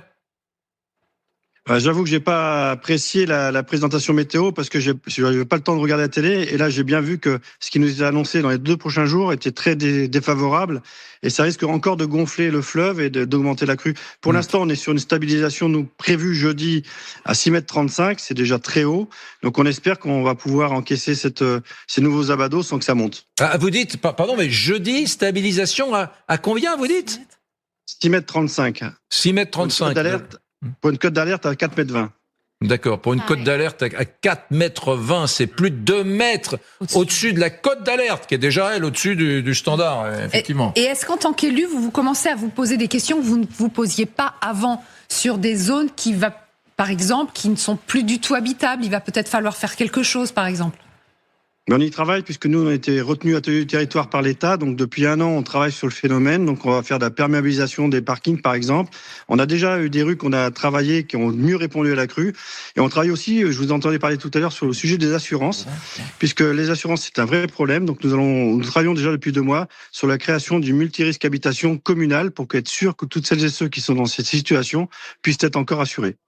Merci, monsieur le maire. Eh bien, on souhaite que vous appréhendiez avec le plus de sang-froid possible cet événement climatique qui va toucher l'ouest de la France. Vous l'avez compris, nous étions avec monsieur Drapon, Bruno Drapon, maire de Saintes, et nous allons aller, merci à vous, nous allons aller maintenant pas très très loin de Saintes, dans le Maine-et-Loire à Angers, c'est ça? Ouais, c'est un peu plus au nord quand même, parce qu'une crue majeure est attendue donc aux alentours de la ville cet après-midi, peut-être cette nuit. Plusieurs mesures ont été prises. Il y a Christophe Béchu, le maire de la ville, qui appelle les habitants à la plus grande prudence face, dit-il, à des niveaux jamais atteints depuis 25 ans. Léana Boll et Camille Courtat, vous êtes justement, vous, pas très loin d'Angers. Juste avant, quelques heures avant cette crue majeure, quelle est la situation ? Eh bien, la situation est vraiment exceptionnelle ici. Je me trouve sur une terrasse d'un restaurant et vous allez le voir, totalement submergé par l'eau. Bonjour, vous êtes le comptable des établissements. Qu'est-ce qu'on voit à côté de nous? Qu'est-ce que ça devrait être? Là, normalement, c'est un quai. Là, vous voyez les parasols, c'est une terrasse. Bon, voilà, on a l'habitude que la Maine déborde. À ce niveau-là, c'est assez exceptionnel. Qu'est-ce que vous faites depuis ce matin dans votre restaurant? On met en sécurité les machines à café, les frigos, les denrées qu'on a pu sauver. On essaye de tout monter aux endroits secs et puis on attend. On pense encore que ça va monter. Donc voilà. On essaie de mettre un maximum de choses en sécurité. Il y a beaucoup de denrées qui ont été touchées? Oui. Et on a du matériel, des frigos, des congélateurs qui sont sous l'eau. Et donc, maintenant, on va espérer que les assurances, après, prennent un peu le relais parce que forcément, ça va nous empiéter là, pour notre travail. Merci beaucoup. En tout cas, le pic de crue n'est pas encore atteint et il devrait arriver d'ici les prochains jours. Effectivement, merci beaucoup Léana d'avoir été en direct avec nous avec cet appel à la prudence encore une fois renouvelé par le maire d'Angers face à cette crue. Donc on a bien vu que déjà ça montait assez vite. Ça va continuer dans les heures qui viennent. Oui, on sera dans une poignée de secondes avec Louis Baudin. Je serai également, on a eu Evelyne Delia tout à l'heure, je serai ravi d'écouter notre ami Louis Baudin, qui est un briscard de la météorologie, qui est expérimenté. J'aimerais avoir son regard météorologue lui-même. Oui, météorologue lui-même. Son regard sur ce qui se passe aujourd'hui. Ces choses-là, ça survenait une fois tous les 10 ans avant. Désormais, on peut même plus parler d'aléas climatique, puisque c'est chaque année. Ça n'est plus un aléa au sens stricto sensu de la sémantique. Nivine Potros. Ça a des conséquences. Le maire de Saintes nous en parlait, de ces assurances. Ça devient extrêmement compliqué pour certaines communes de s'assurer. Exactement, c'est l'association des maires de France qui recense 1500 communes. 1500 communes dans lesquelles il est impossible de s'assurer, soit à la suite de catastrophes naturelles comme c'est le cas ici, soit à la suite de violences urbaines. Bon, c'est un autre sujet. Dans la majorité des cas, les assurances, elles ont tout simplement décidé de résilier les contrats ou alors de proposer des tarifs mirobolants, si bien que les élus, évidemment, ne peuvent pas souscrire à ces ça m'intéresserait de connaître les prix des polices d'assurance d'une ville. On parle, Isabelle, tout à l'heure, citait l'exemple de la ville de Béziers. Robert Ménard, par exemple, il a vu la franchise, donc c'est la part, évidemment, dans laquelle la ville doit payer, qui est passée d'un peu plus de 3 000 euros, si je me trompe, à quasiment 2 millions d'euros. 2 millions La franchise à Béziers, elle est passée de 3 000 à 2 millions. Donc très concrètement, par exemple, si un bâtiment est dégradé, mais que la valeur des dégradations est inférieure à 2 millions d'euros, là, l'assurance dit « Ah non, je m'en lave les mains, ce n'est pas moi qui prendrai en charge les réparations. » Donc imaginez bien, par exemple, une salle municipale qui brûle. Là, les polices d'assurance ne veulent pas participer. Au global, l'AMF dit que les tarifs ont augmenté, ont été multipliés de 4 ou de 5. C'est énorme, notamment dans les toutes petites collectivités. Résultat, certains maires ont décidé tout simplement de ne plus assurer les bâtiments publics. À la place, ils mettent de l'argent de côté, argent qui serait utilisé en cas de pépin. D'autres décident de s'assurer à l'étranger.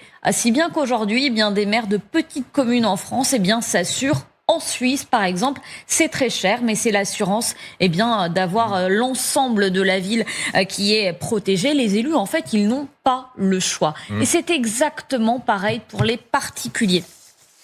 Il y a un an, devait paraître normalement une carte de l'assurabilité pour savoir si les communes dans lesquelles vous et moi vivons, il est facile d'y souscrire une assurance habitation. Cette carte, elle devait être publiée il y a un an. Et finalement, elle n'a toujours pas été publiés. Pourquoi ?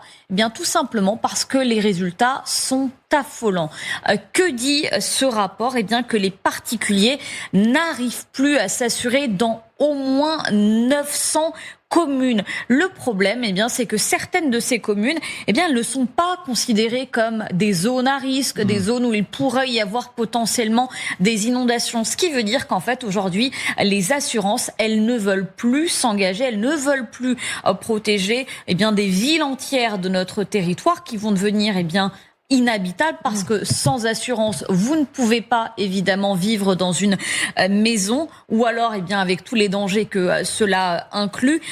C'est par prévention en fait, tout simplement qu'aujourd'hui les polices d'assurance elles préfèrent ne pas trop se mouiller. Évidemment, cette carte elle n'a pas été publiée parce qu'à quelques semaines des élections municipales, on imagine bien explosif. Que le dossier est évidemment explosif. En tout cas, on sera curieux de la voir parce que c'est une très large partie de la France, y compris de l'Île-de-France et du Grand Est, qui serait non assurable. Je crois que Louis Baudin est avec nous. Merci, vous avez été très précise. Merci Nivine Potros. Louis Baudin, vous êtes là, mon cher Louis.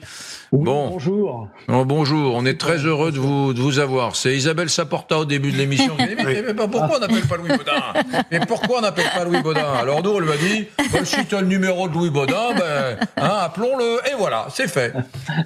Louis, on redevient sérieux, donc il y a des gens très inquiets qui ne sont plus assurables, il y a des communes très inquiètes qui ne peuvent plus s'assurer ni assurer leurs biens, et puis on réfléchit à une autre notion, c'est qu'il pourrait y avoir rapidement une partie de la France qui ne serait plus habitable, vous voyez, qu'on délaisse peu à peu, voilà, avec moins d'équipements publics, parce qu'on se dirait, voilà, dans cette zone, il y a sans arrêt des aléas climatiques, donc on va pas construire des chemins de fer, on va pas faire des équipements publics. Enfin, c'est ça l'enjeu à moyen terme, Louis Baudin.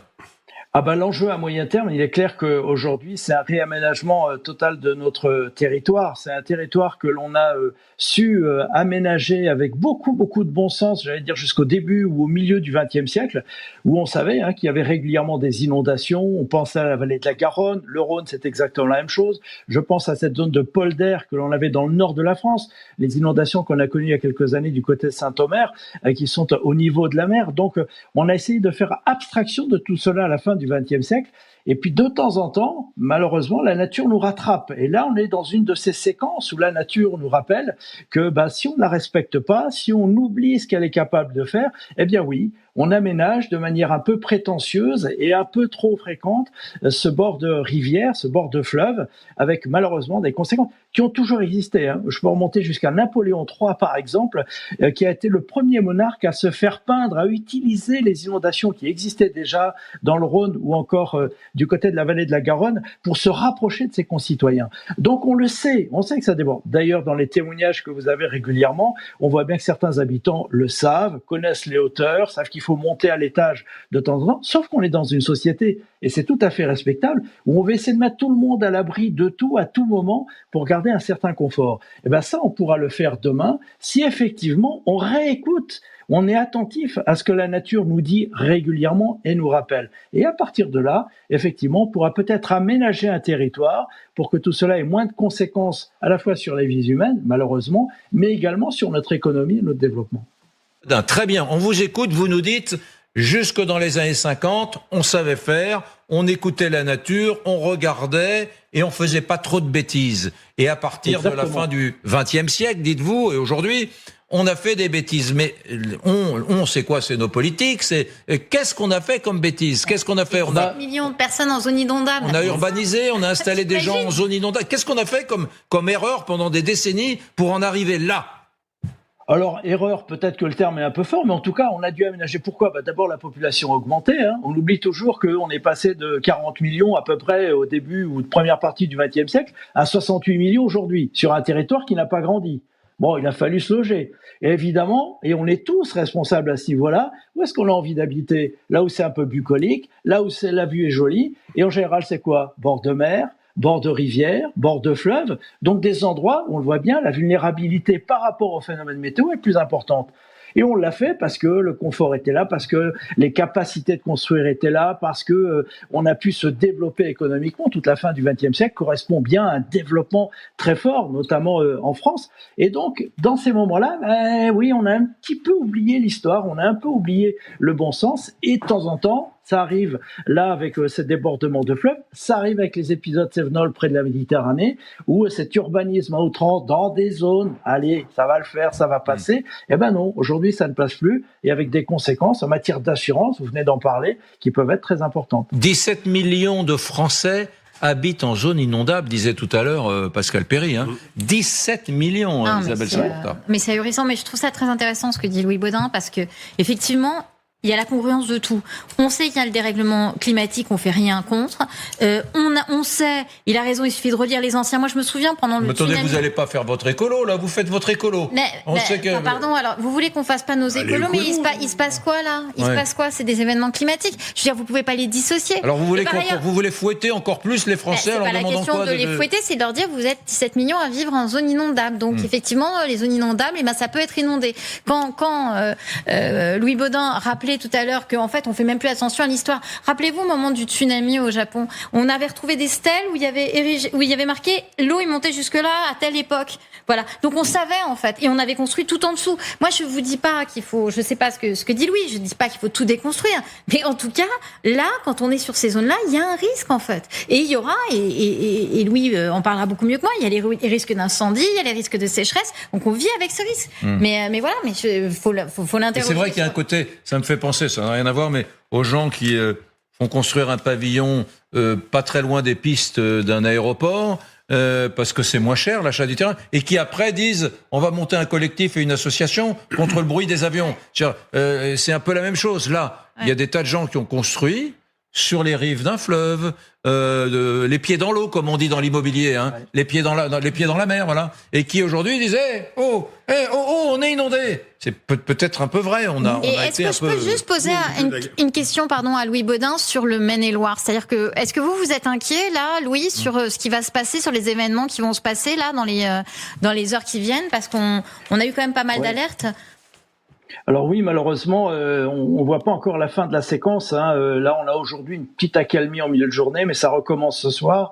Et surtout entre mercredi et jeudi, on va encore avoir beaucoup de pluie dans les régions de l'Ouest, dans le Sud-Ouest. Donc malheureusement, on peut pas parler encore de décrues définitive, ou en tout cas bien entamée, avant, et là c'est quand même la bonne nouvelle, avant le week-end, où là il semblerait qu'on ait au moins 4 ou 5 jours avec enfin plus de précipitations, et où là la décrue devrait quand même pouvoir s'amorcer. Mais jusqu'à vendredi, malheureusement, on va encore avoir des conditions difficiles, et notamment dans le Maine-et-Loire. Plus de 30 jours de pluie si on prend une grosse partie ouest de la France, plus de 30 jours, avec ces vigilances rouges, donc qui sont déclenchées depuis jeudi, dans le Lot-et-Garonne, dans la Gironde, donc ça fait 6 jours consécutifs et peut-être que ça va durer.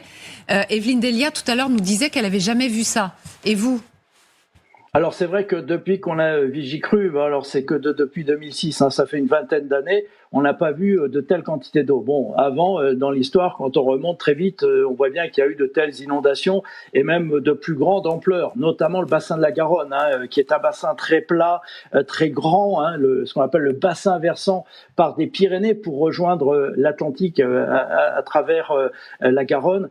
Tout ça nous donne là des conditions où de temps en temps on peut avoir vraiment des crues majeures, comme sur le Rhône. C'est pas le cas en ce moment, mais le Rhône a pu connaître également des crues importantes. Donc oui, on a déjà connu de tels phénomènes, sauf qu'on a un urbanisme qui a grandi, qu'on a une population plus importante, et donc forcément, à la fois avec ces intensités qui pourraient être plus importantes dans l'année, et cet urbanisme, cette concentration, nous donne des conséquences qui sont de plus en plus marquées au fil des décennies. Oui. Merci Louis Baudin. Merci Louis d'avoir été avec nous cet après-midi. C'est toujours important d'avoir du recul, effectivement, et de voir les conséquences. Et il y a un moment donné, il va falloir vraiment s'emparer de ce problème de l'habitat et de ces zones inondables qui concernent effectivement 17 millions de personnes en France. Merci beaucoup, Louis. Allez, on va passer à l'une des grosses actualités du jour. C'est évidemment le meurtre de Quentin Derenque à Lyon qui continue non seulement d'émouvoir la France, puisqu'il va y avoir un hommage national tout à l'heure au Palais Bourbon avec les députés à 15h, et la classe politique qui est toujours extrêmement agitée arrêté après le meurtre de ce jeune homme de 23 ans. On va d'abord s'arrêter sur l'enquête qui avance. Il y a eu la prise de parole du procureur de la République de Lyon hier. Alexandra Guillet nous a rejoint et vous avez davantage d'informations justement puisque vous venez d'avoir le procureur en ligne. Mais d'abord, on fait un point avec Léa Merlier. Au moins 6 individus ont lynché Quentin de Ranc. Qui sont-ils ? Selon nos informations, 5 auraient été identifiés. Aucun n'a été interpellé pour l'instant. Les enquêteurs déploient tous les moyens pour les retrouver. Ces derniers ont effectué de très nombreuses investigations, notamment l'édition de plus d'une quinzaine de témoins. Des analyses des vidéos, les vidéos qui ont pu être récupérées, sont en cours. Les circonstances des violences qui ont précédé son décès se précisent. Jeudi, tout commence devant l'Institut d'études politiques de Lyon. En marge d'une conférence de l'eurodéputée insoumise Rima Hassan, un collectif identitaire organise une contre-manifestation. Des heurts éclatent, comme nous le racontent ces 2 militantes. En fait, on est littéralement 7 contre 50 à nous taper dessus, à arracher notre banderole. Et c'est là où d'autres étudiants de Sciences Po, du coup, se sont mis aussi sur nous, à nous arracher la banderole, nous mettre des coups de pied, des crachats, tirage de cheveux, coups de poing, gifles. D'après elle, Quentin de Ranc et d'autres jeunes hommes devaient rejoindre le collectif en cas de tension. Ils sont pris à partie quelques rues plus loin par une vingtaine d'individus.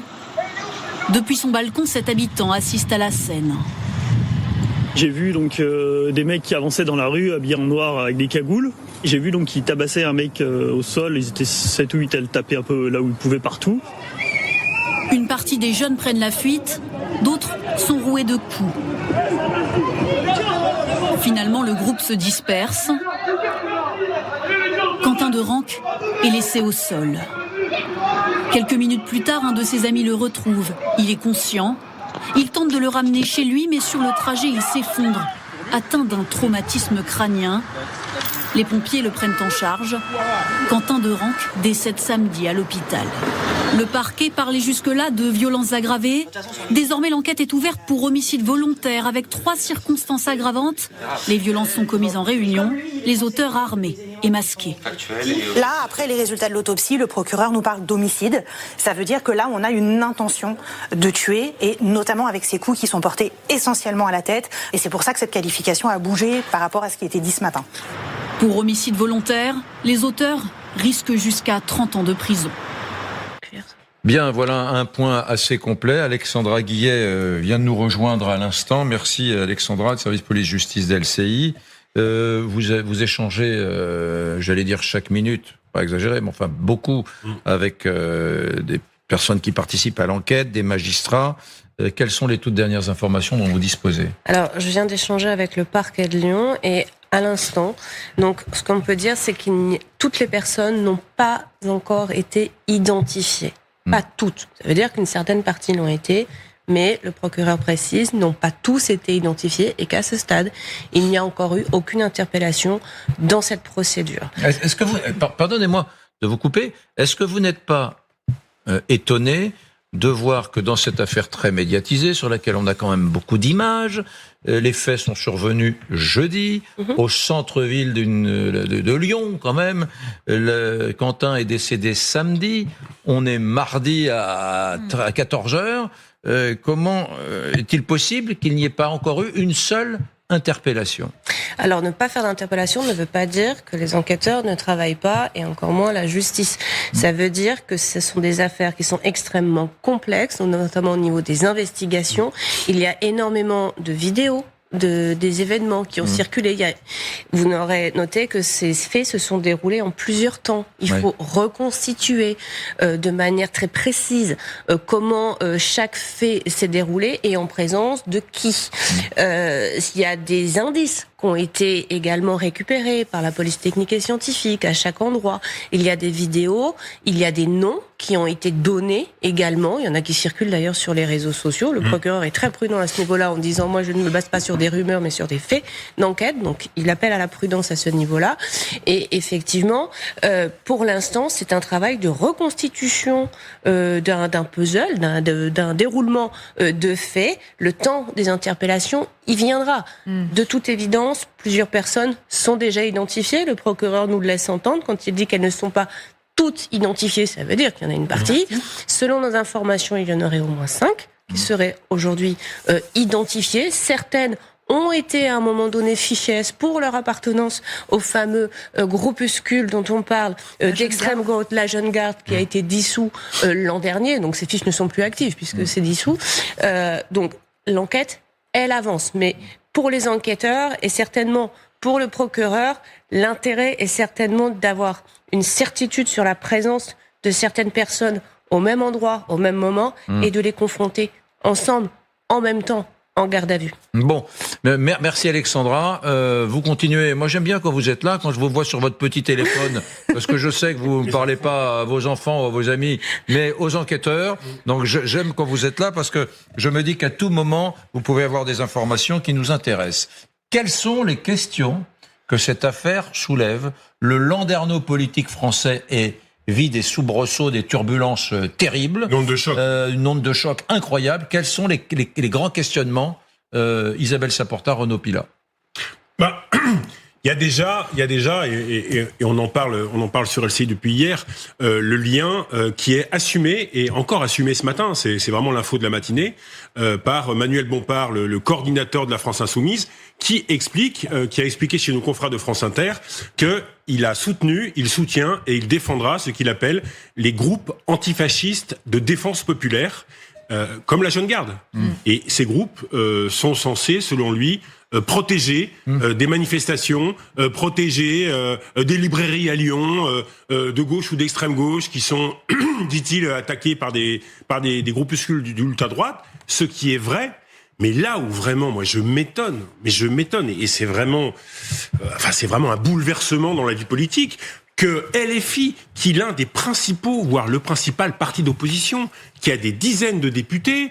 On aura cet après-midi à 15h la minute de silence à l'Assemblée en mémoire de Quentin, que cette formation politique assume des liens avec un groupe de défense populaire. Qui signifie quoi? Qui signifie une rupture avec l'état de droit, parce que ce sont des groupes qui protègent, mais font le coup de poing.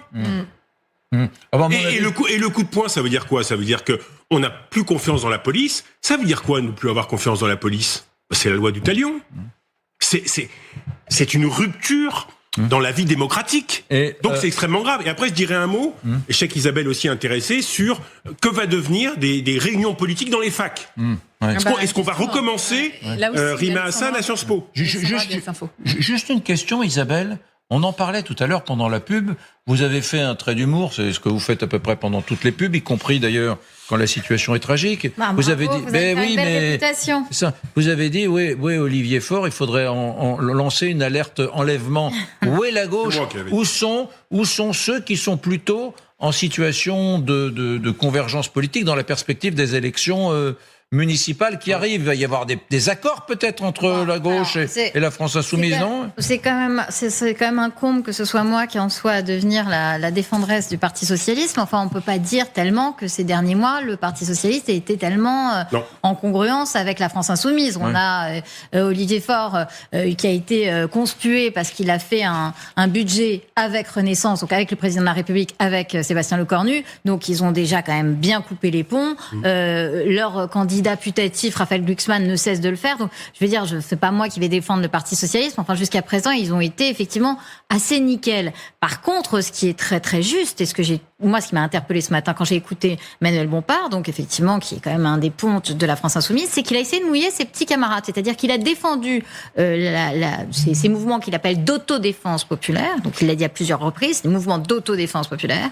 Et il a dit, mais je ne sais pas où sont les élus PS, les élus écologistes qui sont venus se former dans ces ligues factieuses d'autodéfense populaire. Donc au contraire, effectivement, là où vous avez raison, c'est que la France Insoumise essaye de mouiller tous les autres en disant vous étiez bien contents de les avoir, ces factieux. Notamment Europe Écologie. Moi, il a parlé d'Europe Écologie, il a parlé aussi du Parti Socialiste. Moi, je vais vous dire quelque chose. Non, mais il va forcément y avoir, dans un mois municipal, il va forcément y avoir des accords au second tour, à gauche, des accords d'appareil. Pardon, mais alors, soit la politique, ça veut dire quelque chose, soit ça veut plus rien dire. Oui. Si ça veut dire quelque chose, moi, je ne comprends pas. Par exemple, moi, c'est des échanges que j'ai très fréquemment avec des pontes de la France Insoumise. Je ne comprends pas, par exemple, là, aujourd'hui, qui ne disent pas mais vous savez quoi, Raphaël Arnaud, donc qui était l'un des co-créateurs de la Jeune Garde, c'était une erreur. Et Rima Hassan qui passe sa vie à électriser tout le monde, à vouer aux gémonies les uns et les autres, qui là aujourd'hui est en train de tweeter à longueur de temps en disant mais vous voyez en fait il a continué à marcher, le jeune Quentin, donc quoi ? Donc il était frappé à mort, de toute façon c'est ce que nous a rappelé Alexandra. Quoi qu'il arrive, il était frappé à mort. Il aurait fallu qu'il meure plus vite pour Madame Hassan. Donc je ne comprends pas, à partir du moment où LFI n'est pas capable au fond de dire vous savez quoi, c'était une erreur. On aurait dû se désolidariser plus tôt de ces personnes-là. Ils l'ont pas fait. Au contraire, ils montent au créneau aujourd'hui pour hurler encore plus fort, pour compter les victimes en disant vous savez quoi, il y a eu plus de victimes de l'extrême droite. Donc quoi ? Donc ils ont le droit à quelques victimes encore ? Enfin vous savez, en fait, ce qu'ils sont en train de faire aujourd'hui là, moi je trouve que c'est dangereux et je ne vois pas qui à gauche, en tout cas, aurait envie de s'allier à eux s'ils restent sur cette ligne-là. Éric Coquerel, Emmanuel Bompard, effectivement, ce matin, écoutez-les tenter de se défendre. Depuis 2022, c'est ce qu'on cherche aussi à mettre de côté, la violence politique, elle est profondément du côté de l'extrême droite. 11 morts depuis 2022, des dizaines de blessés. Pour avancer juste, pour comme ça vous allez répondre. Notamment à Lyon. Je souhaiterais quand même qu'il soit dit ici que depuis 2022 dans ce pays, l'extrême droite a tué des groupes liés à l'extrême droite, des militants identitaires, comme on dit, d'extrême droite, a tué 12 personnes. 12 personnes. Et, pardon de vous le dire, jamais vous n'avez fait d'émission spéciale pour parler de leur nom. Jamais vous n'avez affiché leur visage. Bon, alors moi je trouve ça scandaleux, parce que il y a cette idée qu'il y aurait dans les médias français, moi ça me fait marrer, ça me fait marrer. Ça me fait marrer. Qu'il y ait des gens qui soient très sympas avec l'extrême droite. C'est-à-dire quand il y a un militant d'extrême droite qui meurt, on le dénonce parce que c'est l'extrême gauche qui frappe, mais que quand c'est un militant d'extrême gauche qui meurt, assassiné par l'extrême droite, comme les médias sont tous, c'est bien connu, d'extrême droite, eh bien, ils seraient indulgents. Éric, regardez, absolument délirant comme propos. D'ailleurs, moi, je suis extrêmement... ce chiffre-là, de 11 ou de 12 personnes d'extrême gauche assassinées par des gens d'extrême droite, c'est possible. Mais ce serait intéressant de savoir, parce que qu'est-ce que c'est qu'un assassinat ? Était-il dans des organisations politiques précises, etc. Ça serait très intéressant. Et d'ailleurs, on le dénoncerait avec vigueur. Ça a déjà été fait, d'ailleurs. Et on va le documenter. Mais il faut le documenter. Bien sûr. Il faut le documenter, parce que ça, c'est un procès qui est fait aux médias. Non, mais sur ce procès-là, souvenez-vous, en 2013... l'horrible affaire de la mort de Clément Méric, militant d'extrême gauche, tué par des coups de poing. Ça avait été un écho énorme. Il y avait eu 1 minute de silence à l'Assemblée nationale. Il y avait eu 1 minute, alors qu'il était en état de mort cérébrale, il y avait eu 1 minute de silence au Conseil de Paris. Et cette affaire, évidemment affreuse, avait été traité largement en 2013. par les médias. Clément Méric. C'était en 2013. Claude Barthelone présidait à l'époque l'Assemblée nationale. Est-ce que ça avait été une officine d'extrême droite, qui soit assujettie ou pas à un parti ? Est-ce que c'était un groupuscule d'extrême droite qui avait diligenté cet assassinat ? C'était le cas. Le procès a eu lieu, le procès en appel d'ailleurs a condamné 2 personnes à de les prises en ferme. Mais c'était 2013 et c'était pas les affaires dont il parlait, puisqu'il parlait d'affaires depuis 2022. D'accord. Depuis 2022. Et pour rebondir, je suis entièrement d'accord avec Isabelle, elle a tout dit sur effectivement ces liens et la défense. C'est là où il y a une fuite en avant, il me semble, en ce moment de LFI. Ils vivent une passe extrêmement difficile.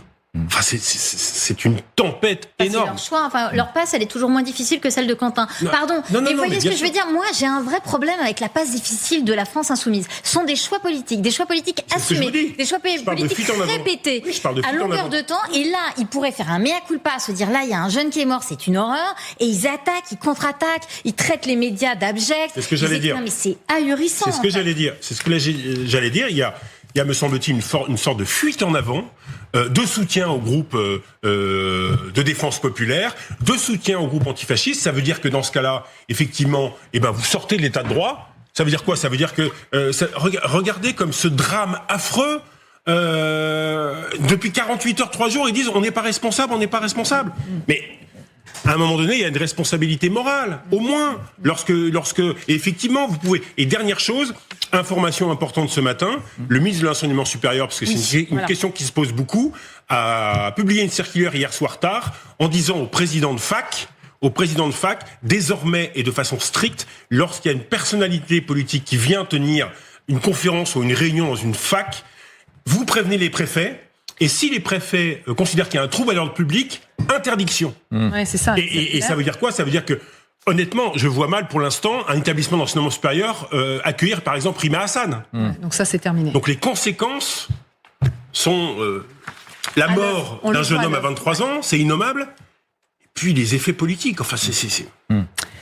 Merci beaucoup, en tout cas, pour vos analyses et vos j'aime pas dire ce mot, mais coup de gueule, effectivement. En tout cas, les mois extrêmement vifs, on le voit après la mort de Quentin, 23 ans seulement. Et donc, les députés vont respecter une minute de silence tout à l'heure, à 15h, à l'Assemblée nationale. Mesdames, Messieurs, je crois qu'Agnès Verdier-Molinier, que vous connaissez bien, est avec nous, car nous allons parler de l'Allemagne. L'Allemagne qui sait bonjour, Agnès Verdier-Molinier. L'Allemagne qui, à travers et nous appelons également Grégory Phillips, dès qu'on parle d'étrangers, Grégory Phillips, le patron du service international de l'LCI, est là, tapis dans l'ombre, et il bondit pour venir s'installer derrière un micro.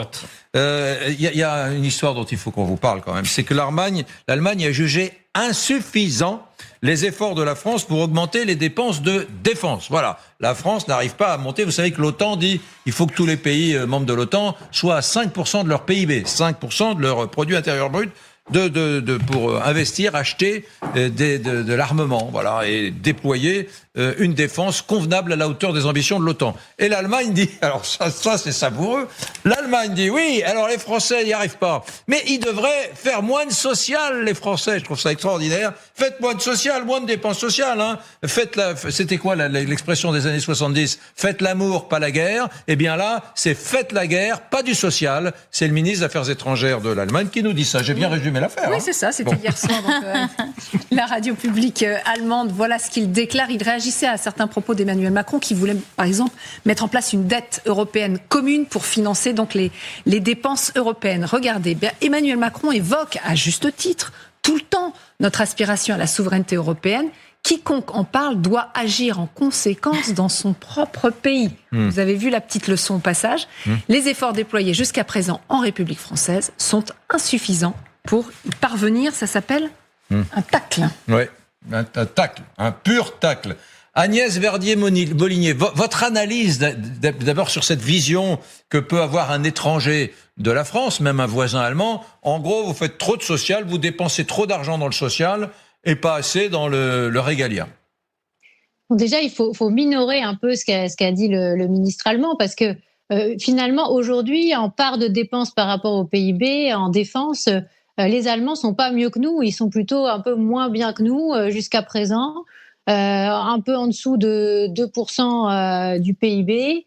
Et on sait tous que d'ici 2029-2030, il faudrait qu'on soit tous autour de 3% du PIB en dépenses de défense, et même l'OTAN, c'est ce qu'on a évoqué, c'est 5%, vous l'avez dit Eric. À quel horizon on pourrait y arriver? Ça, c'est extrêmement compliqué, parce que je vous rappelle que la dépense de défense aujourd'hui, hors pension militaire, c'est autour de 50 milliards d'euros par an.